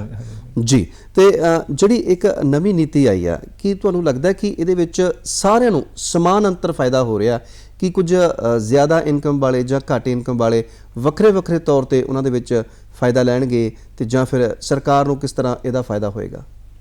ਇਹਦੇ 'ਚ ਐਕਚੁਅਲੀ ਜਿਹੜਾ ਟੈਕਸ ਪੇਅਰ ਹੈ ਉਹ ਦੋਨੋਂ ਤਰੀਕੇ ਨਾਲ ਆਪਣਾ ਟੈਕਸ ਕੈਲਕੂਲੇਟ ਕਰਕੇ ਦੇਖ ਲੂਗਾ ਪੁਰਾਣੇ ਸਲੈਬ ਤੇ ਵੀ ਦੇਖ ਲੂਗਾ ਨਵੇਂ ਤੇ ਵੀ ਕੈਲਕੂਲੇਟ ਕਰਕੇ ਦੇਖ ਲੂਗਾ ਜਿਹੜਾ ਉਹਨੂੰ ਫਾਇਦੇਮੰਦ ਲੱਗੇਗਾ ਉਹ ਉਸ ਤਰੀਕੇ ਨਾਲ ਉਹ ਆਪਣਾ ਟੈਕਸ ਦੇ ਸਕਦਾ ਹੈ ਤੇ ਵੈਸੇ ਨਾਰਮਲੀ ਇਹ ਦੇਖਿਆ ਜਾਂਦਾ ਹੈ ਵੀ ਜਿਹੜੇ ਹਾਇਰ ਇਨਕਮ ਵਾਲੇ ਲੋਕ ਹੈ ਉਹਨਾਂ ਨੂੰ ਇਹ ਜ਼ਿਆਦਾ ਬੈਨੀਫੀਸ਼ੀਅਲ ਹੁੰਦੀ ਹੈ ਤੇ ਕਿਉਂਕਿ ਉਹਨਾਂ ਨੇ ਮਤਲਬ ਕਿ ਟੈਕਸ ਦਾ ਜਿਹੜਾ ਮੇਨ ਟੈਕਸ ਉਹਨਾਂ ਨੇ ਦੇਣਾ ਹੁੰਦਾ ਹੈਗਾ ਜਿਹੜੇ ਹਾਇਰ ਸਲੈਬ ਦੇ ਵਿੱਚ ਹੁੰਦੇ ਆ ਤੇ ਉਹਨਾਂ ਨੂੰ ਫਿਰ ਇਹਦੇ ਵਿੱਚ ਥੋੜਾ ਜਿਹਾ ਬੈਨੀਫਿਟ 10-20 ਹਜ਼ਾਰ ਦਾ ਜ਼ਿਆਦਾ ਲੱਗਦਾ ਹੈ ਤੇ ਇਸ ਕਰਕੇ ਉਹ ਇਹਨੂੰ ਆਪਟ ਕਰ ਲੈਂਦੇ ਆ ਜੀ ਤੇ ਜਿਹੜਾ ਹੇਠਲੀ ਸਲੈਬ ਵਾਲਾ ਹੁੰਦਾ ਹੈ ਉਹ ਕਿਉਂਕਿ ਜਦੋਂ ਡਿਡਕਸ਼ਨਸ ਲੈ ਲੈਂਦਾ ਹੈ ਡਿਡਕਸ਼ਨ ਲੈ ਕੇ ਵੈਸੇ ਹੀ ਉਹ ਨੀਚੇ ਆ ਜਾਂਦਾ ਹੈ ਤੇ ਉਹਨੂੰ ਫਿਰ ਇਸ ਸਕੀਮ ਦਾ ਬਹੁਤਾ ਫਾਇਦਾ ਨਹੀਂ ਹੁੰਦਾ ਜੀ ਤੇ ਜੇਕਰ ਅਸੀਂ ਗੱਲ ਕਰੀਏ ਬਹੁਤ ਸਾਰੇ ਲੋਕ ਐਸੇ ਵੀ ਹੋਣਗੇ ਕਿ ਜਿਹੜੇ 5 ਲੱਖ ਤੋਂ ਹੇਠਾਂ ਰਹਿੰਦੇ ਨੇ ਉਹਨਾਂ ਦੀ ਇਨਕਮ ਉੱਥੇ ਤੱਕ ਨਹੀਂ ਪਹੁੰਚਦੀ ਕੀ ਉਹਨਾਂ ਨੂੰ ਵੀ ਰਿਟਰਨ ਫਾਈਲ ਕਰਨੀ ਚਾਹੀਦੀ ਹੈ ਜਾਂ ਨਹੀਂ ਜਿਵੇਂ ਕਿ ਸ਼ੁਰੂ 'ਚ ਵੀ ਆਪਾਂ ਗੱਲ ਕੀਤੀ ਸੀ ਇਹਦੇ ਬਾਰੇ ਵੀ ਜੇ ਬੰਦਾ ਰਿਟਰਨ ਫਾਈਲ ਕਰਦਾ ਹੈਗਾ ਤਾਂ ਉਹ ਇੱਕ ਕਿਸਮ ਦਾ ਐਵੀਡੈਂਸ ਹੈ ਉਹਦੇ ਕੋਲ ਵੀ ਇਸ ਸਾਲ 'ਚ ਮੇਰੀ ਇੰਨੀ ਇਨਕਮ ਸੀਗੀ ਜੀ ਭਾਵੇਂ ਟੈਕਸ ਨਹੀਂ ਵੀ ਲੱਗਿਆ ਸੋ ਜੇ ਉਹਨੇ ਉਹ ਰਿਟਰਨ ਭਰੀ ਹੋਏਗੀ ਤਾਂ ਉਹ ਇੱਕ ਪ੍ਰੂਫ ਉਹਦੇ ਕੋਲ ਹੋਏਗਾ ਸੋ ਕੱਲ ਨੂੰ ਜੇ ਕਦੀ ਉਹ ਬੈਂਕ ਤੋਂ ਲੋਨ ਲੈਣਾ ਚਾਹਵੇ ਜਾਂ ਕਦੀ ਐਮਬੈਸੀ ਦੇ ਵਿੱਚ ਕੋਈ ਕੇਸ ਫਾਈਲ ਕਰਨਾ ਹੋਵੇ ਉਹਨੇ ਤੇ ਉਹ ਫਿਰ ਉੱਥੇ ਉਹਦੇ ਕੰਮ ਆ ਸਕਦੀ ਹੈ ਜੀ ਤੇ ਆਮ ਤੌਰ ਤੇ ਸਰਕਾਰ ਜਦੋਂ ਵੀ ਸਹੂਲਤਾਂ ਦਿੰਦੀ ਹੈ ਔਰਤਾਂ ਨੂੰ ਖਾਸ ਤੌਰ ਤੇ ਸਹੂਲਤਾਂ ਦਿੱਤੀਆਂ ਜਾਂਦੀਆਂ ਜਿਹੜੇ ਸੀਨੀਅਰ ਸਿਟੀਜ਼ਨ ਹੁੰਦੇ ਆ ਉਹਨਾਂ ਨੂੰ ਖਾਸ ਸਹੂਲਤਾਂ ਦਿੰਦੀਆਂ ਔਰ ਸੀਨੀਅਰ ਸਿਟੀਜ਼ਨ ਤੋਂ ਵੀ ਉੱਪਰ ਸੁਪਰ ਸੀਨੀਅਰ ਸਿਟੀਜ਼ਨ ਹੁੰਦੇ ਆ ਇਹ ਜਿਹੜੀਆਂ ਖਾਸ ਸਹੂਲਤਾਂ ਕੀ ਇਹ ਹੁਣ ਵੀ ਹੈਗੀਆਂ ਹੁਣ ਵੀ ਲੈ ਸਕਦੇ ਆ ਜਿੱਥੋਂ ਤੱਕ ਲੇਡੀਜ਼ ਦਾ ਸਵਾਲ ਹੈ ਉਹਨਾਂ ਵਾਸਤੇ ਪਹਿਲਾਂ ਜਿਹੜੀ ਐਗਜ਼ੈਂਪਸ਼ਨ ਲਿਮਿਟ ਸੀ ਉਹ ਵੱਖਰੀ ਹੁੰਦੀ ਸੀਗੀ ਕਿਸੇ ਵੇਲੇ ਤੇ ਜਿੱਦਾਂ ਨਾਰਮਲ ਜੈਂਟਸ ਦੀ ਹੁੰਦੀ ਸੀਗੀ 1.5 ਲੱਖ ਤੇ ਉਹਨਾਂ ਦੀ 1,80,000 ਇਸ ਤਰ੍ਹਾਂ ਹੁੰਦੀ ਸੀਗੀ ਪਰ ਜਦੋਂ ਉਹਨਾਂ ਨੇ ਇਨਕਮ ਦੀ ਲਿਮਿਟ ਵਧਾ ਕੇ 2.5 ਲੱਖ ਕੀਤੀ ਤੇ ਉਸ ਤੋਂ ਬਾਅਦ ਫਿਰ ਉਹ ਬਰਾਬਰੀ ਦੀ ਗੱਲ ਸ਼ੁਰੂ ਹੋ ਗਈ ਕਿ ਜਦ ਸੈਲਰੀਜ਼ ਬਰਾਬਰ ਹੈ ਤੇ ਟੈਕਸ ਵੀ ਬਰਾਬਰ ਹੀ ਦੇਣਾ ਚਾਹੀਦਾ ਹੈਗਾ ਸੋ ਹੁਣ ਇਸ ਵੇਲੇ ਮਤਲਬ ਲੇਡੀਜ਼ ਵਾਸਤੇ ਕੋਈ ਵੱਖਰੀ ਲਿਮਿਟ ਨਹੀਂ ਹੈਗੀ ਸੇਮ ਹੈ ਜੋ ਜਿਸ ਰੇਟ ਤੇ ਟੈਕਸ ਜੈਂਟਸ ਪੇ ਕਰਦੇ ਉਸੇ ਰੇਟਸ ਤੇ ਲੇਡੀਜ਼ ਪੇ ਕਰਦੀਆਂ ਹੈਗੀਆਂ ਤੇ ਸੀਨੀਅਰ ਸਿਟੀਜ਼ਨ ਵਾਸਤੇ ਜ਼ਰੂਰ ਹੈ ਫਰਕ ਹੈਗਾ ਕਿ ਮਤਲਬ ਜਿਹੜਾ 60 ਇਅਰਸ ਤੋਂ ਅਬਵ ਹੈਗਾ ਉਹਨੂੰ ਅਸੀਂ ਸੀਨੀਅਰ ਸਿਟੀਜ਼ਨ ਕਹਿੰਦੇ ਆ ਤੇ ਜਿਹੜਾ 80 ਇਅਰਸ ਤੋਂ ਅਬਵ ਹੈਗਾ ਉਹਨੂੰ ਅਸੀਂ ਸੁਪਰ ਸੀਨੀਅਰ ਸਿਟੀਜ਼ਨ ਗਿਣਦੇ ਹੈਗੇ ਆ ਜੀ ਸੋ ਜਿਹੜਾ ਸੀਨੀਅਰ ਸਿਟੀਜ਼ਨ ਹੈ ਉਹਦੇ ਵਾਸਤੇ ਜਿਹੜੀ ਇਨਕਮ ਟੈਕਸ ਦੀ ਲਿਮਿਟ ਹੈਗੀ ਆ ਉਹ 3 ਲੱਖ ਹੈ ਮਤਲਬ 3 ਲੱਖ ਤੋਂ ਇਨਕਮ ਵਧੇਗੀ ਤਾਂ ਉਹ ਟੈਕਸ ਦੇਗਾ ਤੇ ਜਿਹੜਾ ਸੁਪਰ ਸੀਨੀਅਰ ਸਿਟੀਜ਼ਨ ਹੈ ਉਹਦੇ ਵਾਸਤੇ 5 ਲੱਖ ਹੈਗੀ ਹੈ ਵੀ ਜੇ 5 ਲੱਖ ਤੋਂ ਵੱਧ ਹੋਏਗੀ ਤਾਂ ਫਰਕ ਪਏਗਾ ਟੈਕਸ ਪੇ ਕਰੇਗਾ ਤੇ ਪਲੱਸ ਉਸ ਤੋਂ ਇਲਾਵਾ ਬੈਂਕਾਂ ਦੇ ਵਿੱਚ ਵੀ ਹੈਗਾ ਹੈ ਕਿ ਬੈਂਕ ਦੇ ਵਿੱਚ ਨਾਰਮਲ ਪਰਸਨ ਜਿਹੜਾ ਹੈ ਉਹਦਾ ਜਿਹੜਾ ਇੰਟਰਸਟ ਹੈ ਸਾਲ ਦਾ ਜੇ 40,000 ਤੋਂ ਵੱਧ ਜਾਂਦਾ ਹੈ ਤਾਂ ਬੈਂਕ ਜਿਹੜਾ TDS ਕੱਟਦਾ ਹੈ ਜੀ ਤੇ ਸੀਨੀਅਰ ਸਿਟੀਜ਼ਨ ਦੇ ਕੇਸ ਜੇ 50,000 ਤੋਂ ਵੱਧ ਜਾਏਗਾ ਤਾਂ ਟੈਕਸ ਕੱਟੇਗਾ ਜੀ। ਤੇ ਜੇਕਰ ਅਸੀਂ ਗੱਲ ਕਰੀਏ ਹੁਣ ਵਪਾਰੀਆਂ ਦੀ, ਵਪਾਰੀ ਇਸ ਦੇਸ਼ ਨੂੰ ਚਲਾਉਂਦੇ ਆ, ਵਪਾਰੀ ਟੈਕਸ ਦਿੰਦੇ ਆ ਵੱਡੇ ਪੱਧਰ ਤੇ, ਕਰਮਚਾਰੀ ਵੀ ਦਿੰਦੇ ਆ ਤੇ ਵਪਾਰੀ ਛੋਟੇ ਵੀ ਹੁੰਦੇ ਤੇ ਵੱਡੇ ਵੀ ਹੁੰਦੇ ਆ। ਇਹਨਾਂ ਵਪਾਰੀਆਂ ਦੇ ਲਈ ਟੈਕਸ ਦੇ ਵਿੱਚੋਂ ਛੂਟਾਂ ਦੀ ਜੇਕਰ ਗੱਲ ਕਰੀਏ ਤਾਂ ਉਹ ਕਿੱਥੋਂ ਕਿੱਥੋਂ ਛੂਟ ਮਿਲ ਸਕਦੀ ਉਹਨਾਂ ਨੂੰ? ਇੱਕ ਤਾਂ ਜਿਹੜੇ ਛੋਟੇ ਵਪਾਰੀ ਹੈਗੇ ਆ ਮਤਲਬ ਟ੍ਰੇਡਿੰਗ ਕਰਦੇ ਹੈਗੇ ਆ ਉਹਨਾਂ ਵਾਸਤੇ ਇੱਕ ਇਹ ਫੈਸਿਲਿਟੀ ਹੈਗੀ ਆ ਵੀ ਜਿਵੇਂ ਜੇ ਉਹਨਾਂ ਦੀ ਸਪੋਜ਼ਿੰਗ ਸੇਲ ਜਿਹੜੀ 2 ਕਰੋੜ ਤੋਂ ਘੱਟ ਹੈਗੀ ਆ, ਪੂਰੀ ਐਨੂਅਲ ਸੇਲ 2 ਕਰੋੜ ਤੋਂ ਘੱਟ ਹੈ, ਫਿਰ ਉਹ ਇੱਕ ਵਾਰੀ ਥੋੜਾ ਰਫ ਐਸਟੀਮੇਟ ਆਪਣਾ ਲਗਾ ਲਿਆ ਵੀ ਉਹਦੀ ਕਿੰਨੀ ਸੇਲ ਹੋਈ ਆ ਸਾਲ 'ਚ ਤੇ ਉਹਦਾ 8% ਜਿਹੜਾ ਹੈ ਪ੍ਰੋਫਿਟ ਮੰਨ ਕੇ ਤੇ ਉਹ ਆਪਣੀ ਰਿਟਰਨ ਭਰ ਦੇਵੇ ਤੇ ਫਿਰ ਉਦੋਂ ਕੋਈ ਹਿਸਾਬ ਕਿਤਾਬ ਰੱਖਣ ਦੀ ਲੋੜ ਨਹੀਂ ਹੈ, ਕੋਈ ਕਿਤਾਬਾਂ ਰੱਖਣ ਦੀ ਲੋੜ ਨਹੀਂ ਹੈ ਤੇ ਉਹਦੇ 'ਚ ਮਤਲਬ ਕਿ ਉਹ ਉਹਨੂੰ ਕਨਵੀਨੀਅੰਸ ਹੈਗੀ ਆ, ਸਹੂਲਤ ਹੈ। ਪਹਿਲਾਂ ਹੁੰਦਾ ਸੀ ਕਿ ਜਿਵੇਂ ਛੋਟੇ ਵਪਾਰੀਆਂ ਲਈ ਇੱਕ ਸਲੈਬ ਫਿਕਸ ਕਰ ਦਿੱਤਾ ਸੀ 1400 ਰੁਪਏ ਸਾਰੇ ਟੈਕਸ ਦੇ ਦਿਓ, ਉਹਦੇ 'ਚ ਹੁਣ ਕਈ ਛੋਟੇ ਹੁੰਦੇ ਸੀ ਕਈ ਵੱਡੇ ਹੁੰਦੇ ਸੀਗੇ, ਫਿਰ ਉਹ ਇੱਕ ਪ੍ਰੋਬਲਮ ਹੁੰਦੀ ਸੀਗੀ। ਹੁਣ ਉਹਨਾਂ ਨੇ ਕਹਿ ਦਿੱਤਾ ਵੀ ਤੁਸੀਂ ਆਪਣੀ ਸੇਲ ਦਾ ਐਸਟੀਮੇਟ ਲਾ ਲਓ ਕਿ ਕਿੰਨੀ ਤੁਹਾਡੀ ਸੇਲ ਹੋਈ ਆ ਪੂਰੇ ਸਾਲ ਦੇ ਵਿੱਚ ਤੇ ਉਹਦਾ 8% ਜਿਹੜਾ ਹੈ ਪ੍ਰੋਫਿਟ ਮੰਨ ਕੇ ਤੇ ਆਪਣੀ ਰਿਟਰਨ ਭਰ ਦਿਓ, ਉਹ ਡਿਪਾਰਟਮੈਂਟ ਉਹਨੂੰ ਐਕਸੈਪਟ ਕਰ ਲਏਗਾ, ਉਹਦੇ 'ਚ ਕੋਈ ਪੁੱਛਗਿੱਛ ਨਹੀਂ ਕਰੇਗਾ, ਕੋਈ ਉਹਨਾਂ ਨੂੰ ਹਿਸਾਬ ਕਿਤਾਬ ਰੱਖਣ ਦੀ ਹੋਰ ਲੋੜ ਨਹੀਂ ਹੈਗੀ। ਲੇਕਿਨ ਜੇ ਉਹਦੀ ਜਿਹੜੀ ਸੇਲ ਹੈ ਅਦਰਵਾਈਜ਼ ਜਿਹੜੀ ਉਹਦੀ ਸੇਲ ਹੈ 1 ਕਰੋੜ ਦਾ ਹੈਗਾ ਟਾਰਗੇਟ, ਵੀ ਜੇ 1 ਕਰੋੜ ਤੋਂ ਵੱਧ ਹੈ ਸੇਲ ਤੇ ਫਿਰ ਉਹਨੂੰ ਮਤਲਬ ਕਿ ਬੁੱਕਸ ਆਪਣੀਆਂ ਆਡਿਟ ਕਰਵਾਉਣੀਆਂ ਪੈਣੀਆਂ CA ਕੋਲੋਂ ਤੇ ਜਦੋਂ ਰਿਟਰਨ ਭਰਨੀ ਹੈ ਆਡਿਟ ਰਿਪੋਰਟ ਨਾਲ ਲਾਣੀ ਪੈਂਦੀ ਹੈ ਜੀ। ਜਿਹੜੇ ਪ੍ਰਾਈਵੇਟ ਕਰਮਚਾਰੀ ਨੇ ਉਹ ਆਮ ਤੌਰ ਤੇ ਇਸ ਟੈਕਸ ਤੋਂ ਬਚਣ ਦੇ ਵਾਸਤੇ ਉਹ ਕਹਿੰਦੇ ਕਿ ਸਾਡਾ ਪੈਸਾ ਵੀ ਚਲੋ ਸਰਕਾਰੀ ਸਕੀਮਾਂ ਦੇ ਵਿੱਚ ਵੀ ਲੱਗ ਜਾਵੇ ਪਰ ਸਾਡੀ ਉਹ ਬੱਚਤ ਵੀ ਬਣੀ ਰਵੇ, ਬੀਮਾ ਪਾਲਿਸੀਆਂ ਲੈ ਲੈਂਦੇ ਨੇ, ਡਾਕ ਘਰਾਂ ਦੇ ਵਿੱਚ ਕੋਈ ਬੱਚਤ ਸਕੀਮਾਂ ਹੁੰਦੀਆਂ ਉੱਥੇ ਪੈਸਾ ਲਗਾ ਦਿੰਦੇ ਨੇ ਤੇ ਜਾਂ ਫਿਰ ਉਹ ਆਮ ਤੌਰ ਤੇ ਉਹਨਾਂ ਨੇ ਘਰਾਂ ਦੇ ਵਿੱਚ ਕੋਈ ਖਰਚ ਕਰਨ ਦਾ, ਕੋਈ ਫਿਲਮ ਦੇਖਣ ਗਿਆ, ਕੋਈ ਮਨੋਰੰਜਨ ਕੀਤਾ, ਉਹਦੇ ਪੈਸੇ ਜਾਂ ਪੈਟਰੋਲ ਦੇ ਪੈਸੇ, ਟੈਲੀਫੋਨ ਦੇ ਖਰਚੇ, ਹੋਰ ਖਰਚੇ ਜਿਹੜੇ ਆ ਕਿ ਉਹ ਜਿਹੜੇ ਸਾਰੇ ਖਰਚੇ ਕੈਲਕੂਲੇਟ ਕਰਕੇ ਟੈਕਸ ਦੇ ਵਿੱਚੋਂ ਕੋਈ ਰਿਬੇਟ ਮਿਲ ਜਾਂਦੀ ਹੈ? ਨਹੀਂ, ਇਹਦੇ ਵਿੱਚ ਇਹ ਖਾਸ ਹੈਗੀ ਹੈ ਵੀ ਜਿਹੜਾ ਬਿਜ਼ਨਸਮੈਨ ਹੈ ਉਹ ਜਿਹੜੇ ਬਿਜ਼ਨਸ ਦੇ ਖਰਚੇ ਆ, ਜਿੱਦਾਂ ਫਰਜ਼ ਕੀਤਾ ਦੁਕਾਨ ਦਾ ਕੋਈ ਕਿਰਾਇਆ ਦੇ ਰਿਹਾ ਹੈ ਜਾਂ ਦੁਕਾਨ ਦਾ ਕੋਈ ਟੈਲੀਫੋਨ ਦਾ ਬਿੱਲ ਆ ਰਿਹਾ, ਬਿਜਲੀ ਦਾ ਬਿੱਲ ਆ ਰਿਹਾ, ਉਹੋ ਜਿਹੇ ਖਰਚੇ ਜਿਹੜੇ ਆ ਉਹ ਆਪਣੇ ਪ੍ਰੋਫਿਟ ਦੇ ਵਿੱਚੋਂ ਘੱਟ ਕਰਾ ਸਕਦਾ ਹੈ। ਤੇ ਲੇਕਿਨ ਜਿਹੜਾ EMPLOYEE ਹੈ ਉਹਨੂੰ ਤਾਂ ਸੈਲਰੀ ਮਿਲੀ ਹੈ ਸ਼ੁੱਧ, ਸੋ ਉਹਦੇ 'ਚ ਇਸ ਤਰ੍ਹਾਂ ਦੀ ਗੁੰਜਾਇਸ਼ ਨਹੀਂ ਹੈਗੀ। ਸੋ ਉਹਦੇ ਵਿੱਚ ਲੇਕਿਨ ਕਿਉਂਕਿ ਜਿਹੜਾ ਬਿਜ਼ਨਸਮੈਨ ਹੈ ਉਹਨੂੰ ਜਿਵੇਂ ਪੈਟਰੋਲ ਐਕਸਪੈਂਸਿਸ ਮਿਲ ਜਾਂਦੇ ਆ ਗੱਡੀ ਦੇ ਜਾਂ ਡੈਪਰੀਸੀਏਸ਼ਨ ਮਿਲ ਜਾਂਦੀ ਹੈ ਗੱਡੀ ਦੇ ਉੱਪਰ, ਉਸ ਚੀਜ਼ ਨੂੰ ਕੰਪਨਸੇਟ ਕਰਨ ਲਈ EMPLOYEE ਵਾਸਤੇ ਉਹਨਾਂ ਨੇ ਇੱਕ 50,000 ਦੀ ਸਟੈਂਡਰਡ ਡਿਡਕਸ਼ਨ ਰੱਖ ਦਿੱਤੀ ਹੈ ਜੀ। ਮਤਲਬ ਜਿੰਨੀ ਫਰਜ਼ ਕੀਤਾ ਉਹਦੀ ਸੈਲਰੀ ਹੋਈ ਆ 7 ਲੱਖ ਹੋਈ ਹੈ, ਉਹਦੇ 'ਚੋਂ ਇੱਕ ਤਾਂ 50,000 ਸਟੈਂਡਰਡ ਡਿਡਕਸ਼ਨ ਹੋ ਜਾਏਗੀ ਤੇ ਪਲੱਸ 1.5 ਲੱਖ ਉਹ ਸੇਵਿੰਗ ਕਰ ਸਕਦਾ ਹੈ ਜੀ, ਉਹ ਘਟਾ ਕੇ ਫਿਰ ਬੈਲੈਂਸ ਦੇ ਉੱਪਰ ਟੈਕਸ ਉਹ ਬਿਲਕੁਲ ਜੀ। ਯਾਨੀ ਕਿ ਇਹ ਥੋੜਾ ਜਿਹਾ ਸਹੂਲਤ ਉਹਨਾਂ ਨੂੰ ਦਿੱਤੀ ਗਈ ਵਪਾਰੀਆਂ ਨੂੰ। 50,000 ਵਾਸਤੇ ਕੋਈ ਰਿਕਾਰਡ ਰੱਖਣ ਦੀ ਲੋੜ ਨਹੀਂ ਹੈ ਜੀ, ਉਹ ਮਤਲਬ ਯੂਨੀਫਾਰਮਲੀ ਸਾਰਿਆਂ ਨੂੰ ਮਿਲਣੀ ਹੈ ਵੈਸੇ ਜੀ। ਤੇ ਜੇਕਰ ਹੁਣ ਅਸੀਂ ਗੱਲ ਕਰੀਏ ਬਹੁਤੇ ਲੋਕਾਂ ਨੂੰ ਪਤਾ ਨਹੀਂ ਹੁੰਦਾ ਕਿ ਅਸੀਂ ਟੈਕਸ ਕਦੋਂ ਦੇਣਾ, ਕਿਵੇਂ ਦੇਣਾ, ਕਿੱਦਾਂ ਦੇਣਾ, ਇਹਦੇ ਬਾਰੇ ਵੀ ਥੋੜਾ ਜਿਹਾ ਚਾਨਣਾ ਪਾ ਦਿਓ ਤਾਂ ਕਿ ਲੋਕ ਜਿਹੜੇ ਆ ਅਵੇਅਰ ਰਹਿਣ, ਸੁਚੇਤ ਰਹਿਣ ਤੇ ਕਦੇ ਮਿਸ ਨਾ ਕਰਨ। ਦੇਖੋ ਜਿਹੜੇ ਤਾਂ EMPLOYEES ਹੈਗੇ ਆ ਉਹਨਾਂ ਦਾ ਤਾਂ ਟੈਕਸ ਜਿਹੜਾ ਹੈ ਉਹ ਜਿਹੜਾ ਵੀ ਉਹਨਾਂ ਦਾ DDO ਹੈਗਾ ਆ ਉਹਦੀ ਜ਼ਿੰਮੇਵਾਰੀ ਹੈ ਕਿ ਉਹ ਟੈਕਸ ਕੱਟ ਕੇ ਹੀ ਉਹਨਾਂ ਨੂੰ ਦੇਵੇਗਾ, ਸੈਲਰੀ ਉਹਨਾਂ ਨੂੰ ਕੱਟ ਕੇ ਹੀ ਮਿਲਣੀ ਹੈ। ਸੋ ਪਲੱਸ ਜਿਹੜੀਆਂ ਪੇਮੈਂਟ ਸਾਨੂੰ ਗਵਰਨਮੈਂਟ ਤੋਂ ਮਿਲਣੀਆਂ ਹੈ ਜਾਂ ਬੈਂਕਾਂ ਤੋਂ ਮਿਲਣੀਆਂ ਹੈ ਉਹ ਵੀ ਉਹਨਾਂ ਦੀ ਜ਼ਿੰਮੇਵਾਰੀ ਹੈ ਕਿ ਉਹਨਾਂ ਨੇ ਟੈਕਸ ਕੱਟ ਕੇ ਤੁਹਾਨੂੰ ਦੇਣਾ ਹੈ, ਉਹਨੂੰ ਅਸੀਂ TDS ਕਹਿ ਦਿੰਦੇ ਹਾਂ, ਟੈਕਸ ਡਿਡਕਸ਼ਨ ਐਟ ਸੋਰਸ ਜੀ। ਤੇ ਉਸ ਤੋਂ ਇਲਾਵਾ ਜਿਹੜਾ ਕੋਈ ਬੰਦੇ ਨੇ ਖੁਦ ਆਪਣੀ ਇਨਕਮ ਅਰਨ ਕੀਤੀ ਹੈ, ਜਿਵੇਂ ਬਿਜ਼ਨਸ ਤੋਂ ਅਰਨ ਕੀਤੀ ਹੈ ਜਾਂ ਕੋਈ ਪ੍ਰਾਪਰਟੀ ਸੇਲ ਕਰਕੇ ਅਰਨ ਕੀਤੀ ਹੈ ਤੇ ਉਹ ਫਿਰ ਉਸ ਬੰਦੇ ਨੂੰ ਉਹਦਾ ਟੈਕਸ ਆਪ ਪੇ ਕਰਨਾ ਪੈਂਦਾ ਹੈਗਾ, ਉਹਨੂੰ ਉਹ ਐਡਵਾਂਸ ਟੈਕਸ ਕਹਿ ਦਿੰਦੇ ਆ, ਜਿਹੜਾ ਕਿ ਮਤਲਬ ਕਿ ਜਿੱਦਾਂ ਹੁਣ ਆਹ ਸਾਲ ਚੱਲ ਰਿਹਾ ਹੈਗਾ ਤੇ ਇਹਦੇ ਵਿੱਚ ਜਦੋਂ ਇਨਕਮ ਜਿਹੜੀ ਬੰਦਾ ਕਮਾ ਰਿਹਾ ਹੈ ਉਹਦੀ 4 ਕਿਸ਼ਤਾਂ 'ਚ ਉਹਨੇ ਟੈਕਸ ਪੇ ਕਰਨਾ ਹੁੰਦਾ ਤੇ ਜਿਹੜਾ ਜਿਹਦੇ ਉੱਪਰ TDS ਨਹੀਂ ਕੱਟਿਆ ਗਿਆ ਉਹ ਵਾਲਾ ਟੈਕਸ, ਉਹ ਵਾਲੀ ਇਨਕਮ ਉਹ ਹੁੰਦਾ ਹੈ ਕਿ 15 ਜੂਨ 15 ਸਤੰਬਰ ਤੇ 15 ਦਸੰਬਰ ਔਰ 15 ਮਾਰਚ, ਇਹ 4 ਡੇਟਸ ਉਹਨਾਂ ਨੇ ਰੱਖੀਆਂ ਹੋਈਆਂ ਤੇ ਉਹਦੇ ਵਿੱਚ ਉਹਨਾਂ ਦੇ ਉੱਪਰ ਉਹਨਾਂ ਨੇ ਜਿਹੜਾ ਟੈਕਸ ਹੈ ਉਹ ਪੇ ਕਰਨਾ ਹੈ, ਇਹਨੂੰ ਅਸੀਂ ਐਡਵਾਂਸ ਟੈਕਸ ਕਹਿ ਦਿੰਦੇ ਹਾਂ। ਤੇ ਜੇ ਕੋਈ ਕਮੀ ਪੇਸ਼ੀ ਰਹਿ ਜਾਂਦੀ ਹੈ ਫਰਜ਼ ਕੀਤਾ ਤੇ ਉਹ ਫਿਰ ਜਦੋਂ ਰਿਟਰਨ ਫਾਈਲ ਕਰੇਗਾ ਤੇ ਉਸ ਵੇਲੇ ਉਹ ਕੈਲਕੂਲੇਟ ਕਰ ਲਏਗਾ, ਜਿਹੜੀ ਕਮੀ ਪੇਸ਼ੀ ਹੈ ਉੱਥੇ ਉਸ ਵੇਲੇ ਉਹ ਪੂਰੀ ਕਰ ਦੇਗਾ, ਉਹਨੂੰ ਸੈਲਫ ਅਸੈਸਮੈਂਟ ਕਹਿ ਦਿੰਦੇ ਹਾਂ ਜੀ। ਜਿਹੜੀ ਰਿਟਰਨ ਫਾਈਲ ਲਿਆ ਉਹਦੀ ਵੀ ਕੋਈ ਡੇਟ ਹੁੰਦੀ ਹੈ, ਕੋਈ ਫਿਕਸ ਕੀਤੀ ਹੁੰਦੀ ਹੈ ਸਰਕਾਰ ਨੇ? ਹਾਂਜੀ, ਜਿਸ ਤਰ੍ਹਾਂ ਹੁਣ ਆ ਜਿਹੜਾ 31/3/22 ਸਾਲ ਖਤਮ ਹੋਇਆ ਫਾਈਨੈਂਸ਼ੀਅਲ ਈਅਰ 21-22 ਉਹਦੀ ਜਿਹੜੀ ਰਿਟਰਨ ਹੈ ਉਹਦੀ ਡੇਟ ਹੈਗੀ ਹੈ 31 ਜੁਲਾਈ ਤੇ 31 ਜੁਲਾਈ ਤੋਂ ਪਹਿਲਾਂ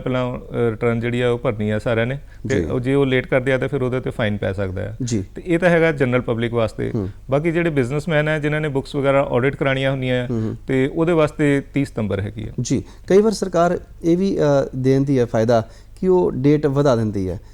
ਕਿਹਨਾਂ ਹਾਲਾਤਾਂ ਦੇ ਵਿੱਚ ਡੇਟ ਵਧਾਈ ਜਾ ਸਕਦੀ ਹੈ? ਉਹ ਕੋਈ ਇਸ ਤਰ੍ਹਾਂ ਦੇ ਮਤਲਬ ਕਿ ਕੋਈ ਵੈਲਿਡ ਰੀਜ਼ਨ ਹੋਣਾ ਚਾਹੀਦਾ ਹੈ ਡੇਟ ਵਧਾਉਣ ਵਾਸਤੇ। ਜਿੱਦਾਂ ਪਿੱਛੇ ਕਰੋਨਾ ਦੀ ਪ੍ਰੋਬਲਮ ਆ ਗਈ ਸੀ ਤੇ ਉਹਦੇ ਕਰਕੇ ਲੋਕਾਂ ਨੂੰ ਕਾਫੀ ਪ੍ਰੋਬਲਮ ਹੋਈ ਸੀ, ਫਿਰ ਇਸ ਕਰਕੇ ਉਦੋਂ ਡੇਟ ਵਧਾ ਦਿੱਤੀ ਗਈ ਸੀ। ਕਈ ਵਾਰੀ ਕੀ ਹੁੰਦਾ ਹੈ ਕਿ ਜਿਹੜੀ ਜਿਵੇਂ ਅੱਜ ਕੱਲ੍ਹ ਰਿਟਰਨਾਂ ਆਨਲਾਈਨ ਭਰਦੇ ਆ ਤੇ ਕੋਈ ਟੈਕਨੀਕਲ ਗਲਿਚ ਆ ਜਾਂਦੀ ਹੈ ਜਿਹਦੇ ਕਰਕੇ ਲੋਕਾਂ ਨੂੰ ਰਿਟਰਨ ਫਾਈਲ ਕਰਨ 'ਚ ਪ੍ਰੋਬਲਮ ਆ ਰਹੀ ਹੁੰਦੀ ਹੈ। ਫਿਰ ਉਸ ਦਿੱਕਤ ਨੂੰ ਦੇਖਦੇ ਹੋਏ ਗਵਰਨਮੈਂਟ ਜਿਹੜੀ ਉਹ ਡੇਟਸ ਐਕਸਟੈਂਡ ਕਰ ਦਿੰਦੀ ਆ। ਮਤਲਬ ਕੁਛ ਨਾ ਕੁਛ ਰੀਜ਼ਨ ਹੋਏਗਾ ਤਾਂ ਹੀ ਕਰਨਗੇ। ਇੱਦਾਂ ਮਤਲਬ ਪਬਲਿਕ ਇਹ ਮੰਨ ਕੇ ਨਾ ਚੱਲੇ ਵੀ ਡੇਟ ਤਾਂ ਵਧਣੀ ਹੈ, ਕੋਈ ਨਹੀਂ ਭਰ ਦਾਂਗੇ ਇਸ ਤਰ੍ਹਾਂ ਨਹੀਂ ਹੁੰਦਾ। ਯਾਨੀ ਕਿ ਜੇ ਡੇਟ ਫਿਕਸ ਹੋ ਗਈ ਤਾਂ ਸਾਨੂੰ ਆਟੋਮੈਟਿਕਲੀ ਭਰ ਦੇਣਾ ਚਾਹੀਦਾ, ਅਸੀਂ ਆਖਰੀ ਤਰੀਕ ਦਾ ਕਿਉਂ ਇੰਤਜ਼ਾਰ ਕਰਨਾ। ਤੇ ਜੇਕਰ ਹੁਣ ਅਸੀਂ ਗੱਲ ਕਰੀਏ, ਸਾਡਾ ਜਿਹੜਾ ਦੇਸ਼ ਆ ਉਹ ਖੇਤੀ ਪ੍ਰਧਾਨ ਦੇਸ਼ ਆ ਤੇ ਖੇਤੀਬਾੜੀ ਦੀ ਆਮਦਨ ਜਿਹੜੀ ਹੈ ਕੀ ਉਹ ਵੀ ਟੈਕਸ ਦੇ ਦਾਇਰੇ ਹੇਠਾਂ ਆ ਸਕਦੀ ਹੈ? ਜਿਹੜਾ ਬੰਦਾ ਪਿਓਰ ਐਗਰੀਕਲਚਰਿਸਟ ਹੈ, ਮਤਲਬ ਸਿਵਾਏ ਐਗਰੀਕਲਚਰ ਤੋਂ ਹੋਰ ਕੋਈ ਉਹਨੂੰ ਇਨਕਮ ਨਹੀਂ ਹੈਗੀ, ਉਹਦੇ ਲਈ ਤਾਂ ਉਹ ਟੈਕਸ ਫ੍ਰੀ ਹੈਗੀ ਆ। ਲੇਕਿਨ ਕੋਈ ਫਰਜ਼ ਕੀਤਾ ਸੈਲਰੀਡ ਬੰਦਾ ਹੈ ਜੀ, ਉਹਨੂੰ ਨਾਲ ਐਗਰੀਕਲਚਰ ਇਨਕਮ ਵੀ ਹੈਗੀ ਆ ਤੇ ਉਹਨੂੰ ਉਹ ਇਨਕਮ ਸ਼ੋ ਕਰਨੀ ਪੈਗੀ ਰਿਟਰਨ ਦੇ ਵਿੱਚ, ਉਹਨੂੰ ਟੈਕਸ ਲੱਗੇਗਾ ਪਰ ਥੋੜੇ ਘੱਟ ਰੇਟ ਤੇ ਲੱਗੇਗਾ ਜੀ। ਮਤਲਬ ਉਹਦੇ ਵਾਸਤੇ ਐਗਰੀਕਲਚਰ ਇਨਕਮ ਟੈਕਸੇਬਲ ਹੈਗੀ ਆ ਜੀ। ਜੇਕਰ ਸਿਰਫ ਨਿਰਾਪੁਰਾ ਬੰਦਾ ਖੇਤੀ ਤੇ ਨਿਰਭਰ ਆ ਫਿਰ ਉੱਥੇ ਟੈਕਸ ਕੋਈ ਨਹੀਂ ਦੇਣਾ ਪੈਂਦਾ, ਉਹਨੂੰ ਨਹੀਂ ਦੇਣਾ ਪਏਗਾ ਜੀ। ਤੇ ਹੁਣ ਇੱਕ ਸਵਾਲ ਇਹ ਹੈ ਤੇ ਆਮ ਸਧਾਰਨ ਜਿਹਾ ਹੀ ਕਿ ਇੱਕ ਬੰਦੇ ਨੇ ਆਪਣੇ ਖੇਤ ਦੇ ਵਿੱਚ ਘਰ ਬਣਾ ਲਿਆ ਕਿ ਰਹਿਣਾ ਹੈ ਯਾਰ, ਮੁੜ ਕੇ ਪਤਾ ਲੱਗਾ ਕਿ ਯਾਰ ਘਰ ਤਾਂ ਬਹੁਤ ਵੱਡਾ ਬਣਾ ਲਿਆ, ਕਿਉਂ ਨਾ ਆਪਾਂ ਇਹਨੂੰ ਕਿਰਾਏ ਤੇ ਦੇ ਦਈਏ। ਤੇ ਜਿਹੜਾ ਕਿਰਾਇਆ ਉੱਥੋਂ ਆ ਰਿਹਾ ਉਸ ਖੇਤ ਦੇ ਵਿੱਚ ਬਣੇ ਹੋਏ ਘਰ ਤੋਂ, ਉਹ ਵੀ ਟੈਕਸੇਬਲ ਹੈ? ਹਾਂ, ਬਿਲਕੁਲ ਟੈਕਸੇਬਲ ਹੈ ਜੀ। ਮਤਲਬ ਜਿਹੜਾ ਤੁਸੀਂ ਜ਼ਮੀਨ ਦੇ ਆਪਣੀ ਐਗਰੀਕਲਚਰ ਲੈਂਡ ਦੇ ਵਿੱਚ ਫਸਲ ਬੀਜੀ ਔਰ ਵੇਚੀ, ਸਿਰਫ ਉਹ ਟੈਕਸ ਫ੍ਰੀ ਹੈ ਜੀ। ਉਸ ਇਨਕਮ ਨੂੰ ਤੁਸੀਂ ਕਿੱਥੇ ਯੂਜ਼ ਕਰ ਰਹੇ ਹੋ, ਬੈਂਕ ਦੇ ਵਿੱਚ ਰੱਖ ਦਿੰਦੇ ਹੋ, FD ਕਰਾ ਲੈਂਦੇ ਹੋ, ਉਹਦਾ ਜਿਹੜਾ ਵਿਆਜ ਆਏਗਾ ਉਹ ਟੈਕਸੇਬਲ ਹੋਏਗਾ।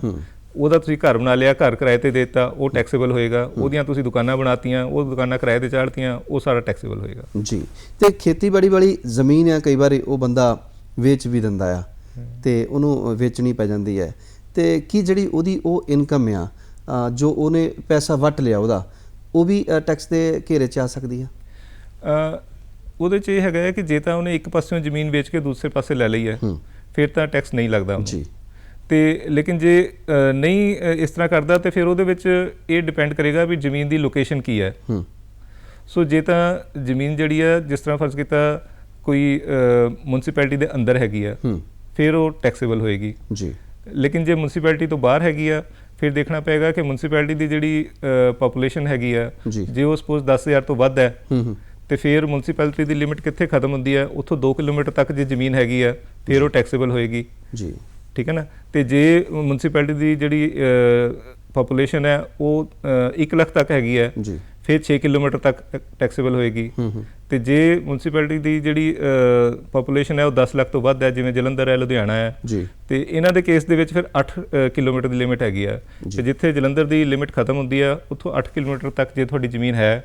ਉਹ ਤੁਸੀਂ ਵੇਚੀ ਹੈ, ਉਹ ਟੈਕਸੇਬਲ ਹੋਏਗੀ। ਜੇ ਉਸ ਤੋਂ ਬਾਹਰ ਹੈਗੀ ਆ ਫਿਰ ਨਹੀਂ ਹੋਏਗੀ ਜੀ। ਪਰਮਾਰ ਸਾਹਿਬ, ਜੇਕਰ ਅਸੀਂ ਗੱਲ ਕਰੀਏ ਕਿ ਜਿਹੜੇ ਤਰੀਕੇ ਨੇ ਇਹ ਟਰਨ ਭਰਨ ਦੇ, ਉਹ ਕਿਹੜੇ ਤਰੀਕੇ ਨੇ ਤਾਂ ਕਿ ਆਸਾਨੀ ਦੇ ਨਾਲ ਲੋਕ ਜਿਹੜਾ ਉਹ ਆਪਣਾ ਟੈਕਸ ਅਦਾ ਕਰਨ, ਦੇਸ਼ ਦੇ ਵਿਕਾਸ ਦੇ ਵਿੱਚ ਆਪਣਾ ਯੋਗਦਾਨ ਪਾਉਣ? ਕਿਉਂਕਿ ਪਹਿਲਾਂ ਤੇ ਬੜੇ ਕਾਗਜ਼ ਪੱਤਰ ਚੱਕਣੇ ਪੈਂਦੇ ਸੀਗੇ, ਫਾਈਲਾਂ ਚੱਕਣੀਆਂ ਪੈਂਦੀਆਂ ਸੀਗੀਆਂ, ਅੱਜ ਕੱਲ੍ਹ ਸੁਣਿਆ ਆਨਲਾਈਨ ਵੀ ਚੱਲਦਾ। ਇਹ ਦੋਨੋਂ ਤਰੀਕੇ ਸਾਨੂੰ ਸਮਝਾ ਦਿਓ। ਨਹੀਂ, ਜਿਹੜੀ ਪਹਿਲੇ ਪੇਪਰ ਰਿਟਰਨ ਭਰਦੇ ਸੀ ਉਹਦੇ ਨਾਲ ਕਾਫੀ ਸਾਰੇ ਡਾਕੂਮੈਂਟਸ ਤੁਹਾਨੂੰ ਲਗਾਉਣੇ ਪੈਂਦੇ ਸੀਗੇ, ਪ੍ਰੂਫ ਵਗੈਰਾ, ਤੇ ਉਹ ਹੁਣ ਖਤਮ ਹੋ ਗਿਆ।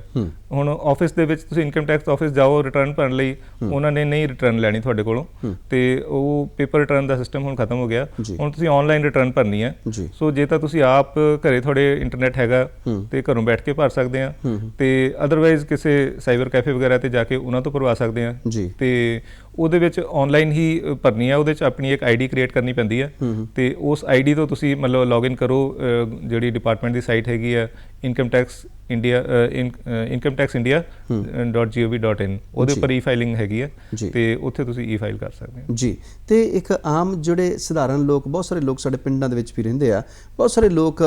ਕਮਾਈਆਂ ਜ਼ਿਆਦਾ ਕਰਦੇ ਕਈ ਵਾਰ, ਤੇ ਪਰ ਉਹ ਪੜ੍ਹੇ ਲਿਖੇ ਬਹੁਤੇ ਨਹੀਂ ਵੀ ਹੁੰਦੇ, ਉਹਨਾਂ ਨੂੰ ਇਸ E-ਫਾਈਲਿੰਗ ਦੇ ਬਾਰੇ ਬਹੁਤੀ ਜਾਣਕਾਰੀ ਨਹੀਂ ਵੀ। ਕਹਿਣ ਦਾ ਮਤਲਬ ਕਿ ਫਿਰ ਉਹਨਾਂ ਨੂੰ ਕਿਸੇ ਨਾ ਕਿਸੇ ਐਕਸਪਰਟ ਦੀ ਮਦਦ ਲੈਣੀ ਪਏਗੀ। ਇਨਫੈਕਟ ਦੇਖੋ ਜੇ ਤਾਂ ਇਨਕਮ ਬਹੁਤ ਜ਼ਿਆਦਾ ਹੈਗੀ ਆ ਫਿਰ ਤਾਂ ਕੋਈ ਹਰਜ ਨਹੀਂ ਹੈ, ਕਿਸੇ ਐਕਸਪਰਟ ਦੀ ਇਨਕਮ ਰਾਏ ਲੈਣੀ ਚਾਹੀਦੀ ਹੈਗੀ ਆ। ਸੋ ਲੇਕਿਨ ਜੇ ਮਾਰਜੀਨਲ ਹੈ ਤਾਂ ਐਟਲੀਸਟ ਇੱਕ ਵਾਰੀ ਤਾਂ ਕਿਸੇ ਐਕਸਪਰਟ ਤੋਂ ਲੈ ਲਵੇ, ਫਿਰ ਉਸ ਤੋਂ ਬਾਅਦ ਬੰਦੇ ਨੂੰ ਆਪ ਨੂੰ ਸਮਝ ਲੱਗ ਜਾਂਦੀ ਹੈ। ਤੇ ਜਾਂ ਕਈ ਜਿਹੜੇ ਮਾਰਜੀਨਲ ਵਪਾਰੀ ਹੈਗੇ ਆ ਕਿਸੇ ਅਕਾਊਂਟੈਂਟ ਵਗੈਰਾ ਦੀ ਹੈਲਪ ਲੈ ਸਕਦੇ ਆ ਜਿਹੜੇ ਰਿਟਰਨਾਂ ਭਰਨ ਦਾ ਕੰਮ ਕਰਦੇ ਹੁੰਦੇ ਆ। ਤੇ ਬਾਕੀ ਜੇ ਅੱਜ ਕੱਲ੍ਹ ਬੱਚੇ ਤਕਰੀਬਨ ਪੜ੍ਹੇ ਲਿਖੇ ਆ ਸਾਰਿਆਂ ਦੇ, ਤੇ ਜੇ ਇੰਟਰਨੈਟ ਬਾਰੇ ਜਾਣਦੇ ਆ ਤੇ ਜੇ ਇਸ ਤਰ੍ਹਾਂ ਹੋਵੇ ਤਾਂ ਉਹ ਖੁਦ ਵੀ ਕਰ ਸਕਦੇ ਆ। ਬਿਲਕੁਲ ਜੀ। ਔਰ ਜੇਕਰ ਅਸੀਂ ਟੈਕਸ ਦੇਵਾਂਗੇ, ਸਮੇਂ ਤੇ ਦੇਵਾਂਗੇ ਔਰ ਇਮਾਨਦਾਰੀ ਦੇ ਨਾਲ ਦੇਵਾਂਗੇ ਤਾਂ ਦੇਸ਼ ਦੇ ਵਿਕਾਸ ਦੇ ਵਿੱਚ ਅਸੀਂ ਵੀ ਆਪਣਾ ਹਿੱਸਾ ਪਾ ਸਕਦੇ ਹਾਂ ਔਰ ਇਹ ਜ਼ਰੂਰੀ ਵੀ ਹੈ। ਔਰ ਜੇਕਰ ਅਸੀਂ ਗੱਲ ਕਰੀਏ ਡਿਪਾਰਟਮੈਂਟ ਦੀ, ਤੇ ਡਿਪਾਰਟਮੈਂਟ ਜਿਹੜਾ ਕਰਦਾਤਾਵਾਂ ਨੂੰ ਜਾਗਰੂਕ ਕਰਨ ਦੇ ਵਾਸਤੇ, ਉਹਨਾਂ ਨੂੰ ਉਤਸ਼ਾਹਿਤ ਕਰਨ ਦੇ ਵਾਸਤੇ ਕਿ ਆਓ ਟੈਕਸ ਦਿਓ, ਇਹ ਤੁਹਾਡਾ ਦੇਸ਼ ਹੈ, ਤੁਸੀਂ ਚਲਾਉਣਾ ਹੈ, ਉਹਦੇ ਵਾਸਤੇ ਕੀ ਉਪਰਾਲੇ ਹੋ ਰਹੇ ਆ? ਉਹਦੇ ਵਾਸਤੇ ਆਊਟਰੀਚ ਪ੍ਰੋਗਰਾਮ ਡਿਪਾਰਟਮੈਂਟ ਦੇ ਹੁੰਦੇ ਆ। ਤੇ ਜਿਵੇਂ ਅਸੀਂ ਜਿਹੜੇ ਵਪਾਰ ਮੰਡਲ ਵਗੈਰਾ ਹੈਗੇ ਆ ਉਹਨਾਂ ਨਾਲ ਮੀਟਿੰਗਸ ਕਰਦੇ ਆ ਜੀ। ਤੇ ਸਕੂਲਾਂ ਦੇ ਵਿੱਚ ਜਾ ਕੇ ਵੀ ਜਿੱਦਾਂ ਬੱਚਿਆਂ ਨੂੰ ਐਜੂਕੇਟ ਕਰਦੇ ਆ ਇਹਦੇ ਬਾਰੇ, ਤੇ ਪ੍ਰੋਫੈਸ਼ਨਲ ਕਾਲਜਸ ਦੇ ਵਿੱਚ ਜਾ ਕੇ ਉਹਨਾਂ ਨੂੰ ਵੀ ਜਾਣਕਾਰੀ ਦਿੰਦੇ ਆ ਵੀ ਤੁਸੀਂ ਕੱਲ੍ਹ ਨੂੰ ਮਤਲਬ ਪੜ੍ਹ ਲਿਖ ਕੇ ਬਾਹਰ ਨਿਕਲਣਾ ਹੈ, ਨੌਕਰੀਆਂ ਤੇ ਲੱਗਣਾ ਹੈ, ਤੇ ਪਹਿਲਾਂ ਤੋਂ ਬੰਦੇ ਨੂੰ ਪਤਾ ਹੋਵੇ ਵੀ ਇੱਕ ਆਹ ਵੀ ਮੇਰੀ ਜ਼ਿੰਮੇਵਾਰੀ ਹੈਗੀ ਹੈ, ਇਹ ਵੀ ਮੈਂ ਨਿਭਾਉਣੀ ਹੈ। ਸੋ ਇਸ ਤਰ੍ਹਾਂ ਦੇ ਪਬਲਿਕ ਕੰਟੈਕਟ ਪ੍ਰੋਗਰਾਮ ਸਾਡੇ ਆਮ ਚੱਲਦੇ ਰਹਿੰਦੇ ਆ ਜੀ। ਬਿਲਕੁਲ ਜੀ। ਔਰ ਇਹ ਇਸੇ ਤਰ੍ਹਾਂ ਹੀ ਹੈ ਕਿਉਂਕਿ ਇਹ ਜੇਕਰ ਆਪਾਂ ਕਹੀਏ ਕਿ ਇਹ ਜਿਹੜਾ ਦੇਸ਼ ਹੈ ਇਹ ਜ਼ਿੰਮੇਵਾਰੀ ਸਿਰਫ ਸਾਡੀ ਸਰਕਾਰ ਦੀ ਹੈ, ਸਰਕਾਰ ਤੁਹਾਨੂੰ ਗਾਈਡ ਕਰਦੀ ਹੈ, ਸਰਕਾਰ ਤੁਹਾਡਾ ਸਹਿਯੋਗ ਮੰਗਦੀ ਹੈ ਔਰ ਸਹਿਯੋਗ ਸਾਡਾ ਦੇਣਾ ਸਭ ਤੋਂ ਪਹਿਲਾ ਮੁੱਢਲਾ ਫਰਜ਼ ਹੈ। ਕਿਉਂਕਿ ਕਹਿੰਦੇ ਨਹੀਂ ਹੁੰਦੇ ਕਿ ਇੱਕ ਗੀਤ ਹੈ ਕਿ ਸਾਥੀ ਹਾਥ ਬੜਾਣਾ, ਔਰ ਜੇਕਰ ਅਸੀਂ ਸਾਥ ਦੇਵਾਂਗੇ, ਹੱਥ ਇੱਕ ਦੂਸਰੇ ਦਾ ਫੜ ਕੇ ਰੱਖਾਂਗੇ ਤਾਂ ਫਿਰ ਅਸੀਂ ਅੱਗੇ ਵਧ ਸਕਦੇ ਹਾਂ, ਸਾਡਾ ਦੇਸ਼ ਵੀ ਇਸੇ ਤਰ੍ਹਾਂ ਹੀ ਅੱਗੇ ਵਧੇਗਾ। ਔਰ ਇਹ ਜਿਹੜਾ ਟੈਕਸ ਆ ਇਹ ਸਾਨੂੰ ਦੇਣਾ ਪਏਗਾ ਤਾਂ ਕਿ ਸਾਡਾ ਦੇਸ਼ ਅੱਗੇ ਵਧੇ। ਜਾਂਦੇ ਜਾਂਦੇ ਸੰਖੇਪ ਲਫ਼ਜ਼ਾਂ ਦੇ ਵਿੱਚ ਆਪਣੇ ਕਰਦਾਤਾਵਾਂ ਨੂੰ ਕੀ ਸੁਨੇਹਾ ਦੇਣਾ ਚਾਹੋਗੇ, ਵਪਾਰੀਆਂ ਨੂੰ ਔਰ ਜਿਹੜੇ ਤਨਖਾਹਸ਼ੁਦਾ ਲੋਕ ਨੇ ਉਹਨਾਂ ਨੂੰ ਕੀ ਕਹਿਣਾ ਚਾਹੋਗੇ? ਮੈਂ ਇਹੀ ਸੁਨੇਹਾ ਸਾਰਿਆਂ ਨੂੰ ਦੇਣਾ ਚਾਹੂੰਗਾ ਕਿ ਤੁਹਾਡੀ ਜੋ ਵੀ ਇਨਕਮ ਹੈ ਉਹਦਾ ਤੁਸੀਂ ਸਹੀ ਆਂਕਲਨ ਕਰੋ ਔਰ ਜੋ ਵੀ ਜਾਇਜ਼ ਤੁਹਾਡਾ ਬਣਦਾ ਟੈਕਸ ਹੈ ਉਹ ਪੇ ਕਰੋ। ਤੇ ਉਹਦੇ ਨਾਲ ਕੀ ਹੈ ਕਿ ਕੱਲ੍ਹ ਨੂੰ ਤੁਹਾਨੂੰ ਕੋਈ ਪ੍ਰੋਬਲਮ ਨਹੀਂ ਆਏਗੀ, ਕਿਉਂਕਿ ਡਿਪਾਰਟਮੈਂਟ ਦੇ ਕੋਲ ਇਸ ਵੇਲੇ ਇਨਫੋਰਮੇਸ਼ਨ ਬਹੁਤ ਹੈਗੀਆਂ। ਅੱਜ ਕੱਲ੍ਹ ਸਾਰਾ ਕੁਝ ਕੰਪਿਊਟਰਾਈਜ਼ਡ ਹੋ ਗਿਆ ਹੈ, ਆਨਲਾਈਨ ਹਰ ਇਨਫੋਰਮੇਸ਼ਨ ਹੈਗੀ ਹੈ। ਸੋ ਜੇ ਕੋਈ ਕਮੀ ਪੇਸ਼ੀ ਮਤਲਬ ਜੇ ਅਸੀਂ ਕੁਝ ਛੁਪਾਉਣ ਦੀ ਕੋਸ਼ਿਸ਼ ਕਰੀਏ ਬਹੁਤ ਮੁਸ਼ਕਿਲ ਹੈਗਾ। ਸੋ ਬੈਟਰ ਹੁੰਦਾ ਹੈ ਕਿ ਤੁਸੀਂ ਆਪ ਹੀ ਡਿਸਕਲੋਜ਼ ਕਰ ਦਿਓ, ਤੇ ਕਿਉਂਕਿ ਜੇ ਡਿਪਾਰਟਮੈਂਟ ਨੂੰ ਬਾਅਦ 'ਚ ਪਤਾ ਲੱਗੇ ਫਿਰ ਉਹਦਾ ਨੁਕਸਾਨ ਬਹੁਤ ਹੁੰਦਾ ਹੈ, ਕਾਫੀ ਹੈਵੀ ਉਹਦਾ ਜੁਰਮਾਨਾ ਵਗੈਰਾ ਪੈ ਜਾਂਦਾ ਹੈ। ਸੋ ਬੈਟਰ ਹੈ ਕਿ ਆਪਣੇ ਆਪ ਹੀ ਬੰਦਾ ਹਰ ਚੀਜ਼ ਡਿਸਕਲੋਜ਼ ਕਰੇ, ਜੋ ਟੈਕਸ ਬਣਦਾ ਉਹ ਪੇ ਕਰੇ। ਜੀ ਬਿਲਕੁਲ ਜੀ। ਔਰ ਸੱਚ ਕਹਿੰਦੇ ਇੱਕ ਵਾਰ ਬੋਲਣਾ ਪੈਂਦਾ ਔਰ ਝੂਠ ਵਾਰ-ਵਾਰ ਬੋਲਣਾ ਪੈਂਦਾ। ਸੋ ਆਪਾਂ ਇੱਕ ਵਾਰੀ ਸੱਚ ਬੋਲ ਕੇ ਆਪਣੀ ਇਨਕਮ ਦੱਸ ਕੇ ਇਹ ਟੈਕਸ ਅਦਾ ਕਰੀਏ, ਜ਼ਿੰਮੇਵਾਰ ਨਾਗਰਿਕ ਬਣੀਏ ਦੇਸ਼ ਦੇ ਔਰ ਵਿਕਾਸ ਦੇ ਵਿੱਚ ਹਿੱਸਾ ਪਾਈਏ। ਔਰ ਮਨਦੀਪ ਸਿੰਘ ਪਰਮਾਰ ਜੀ, ਤੁਸੀਂ ਸਾਡੇ ਇਸ ਪ੍ਰੋਗਰਾਮ ਦੇ ਵਿੱਚ ਅੱਜ ਆਏ, ਬਹੁਤ ਵਧੀਆ ਜਾਣਕਾਰੀ ਸਾਂਝੀ ਕੀਤੀ ਔਰ ਲੱਗਦਾ ਕਿ ਹੁਣ ਸਾਰਿਆਂ ਨੂੰ ਇਨਕਮ ਟੈਕਸ ਦੇ ਬਾਰੇ ਪਤਾ ਵੀ ਲੱਗ ਗਿਆ ਹੋਵੇਗਾ ਔਰ 31 ਜੁਲਾਈ ਤੋਂ ਪਹਿਲਾਂ ਸਾਰੇ ਆਪਣਾ ਟੈਕਸ ਵੀ ਦੇ ਦੇਣਗੇ। ਤੁਹਾਡਾ ਬਹੁਤ ਸ਼ੁਕਰੀਆ ਜੀ, ਮਿਹਰਬਾਨੀ।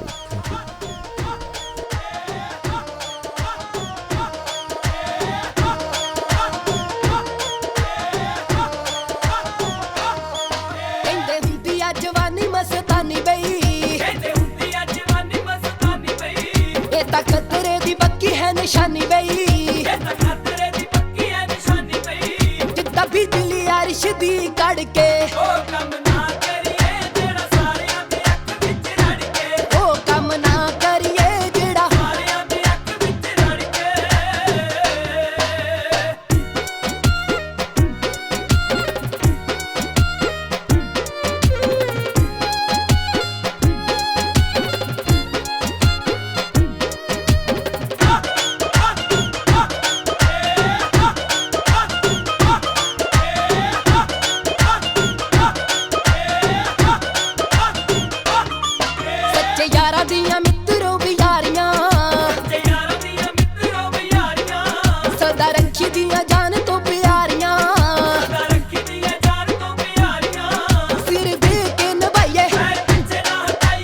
ਛੱਡੀਏ ਨਾ ਇੱਕ ਵਾਰੀ ਫੜ ਕੇ।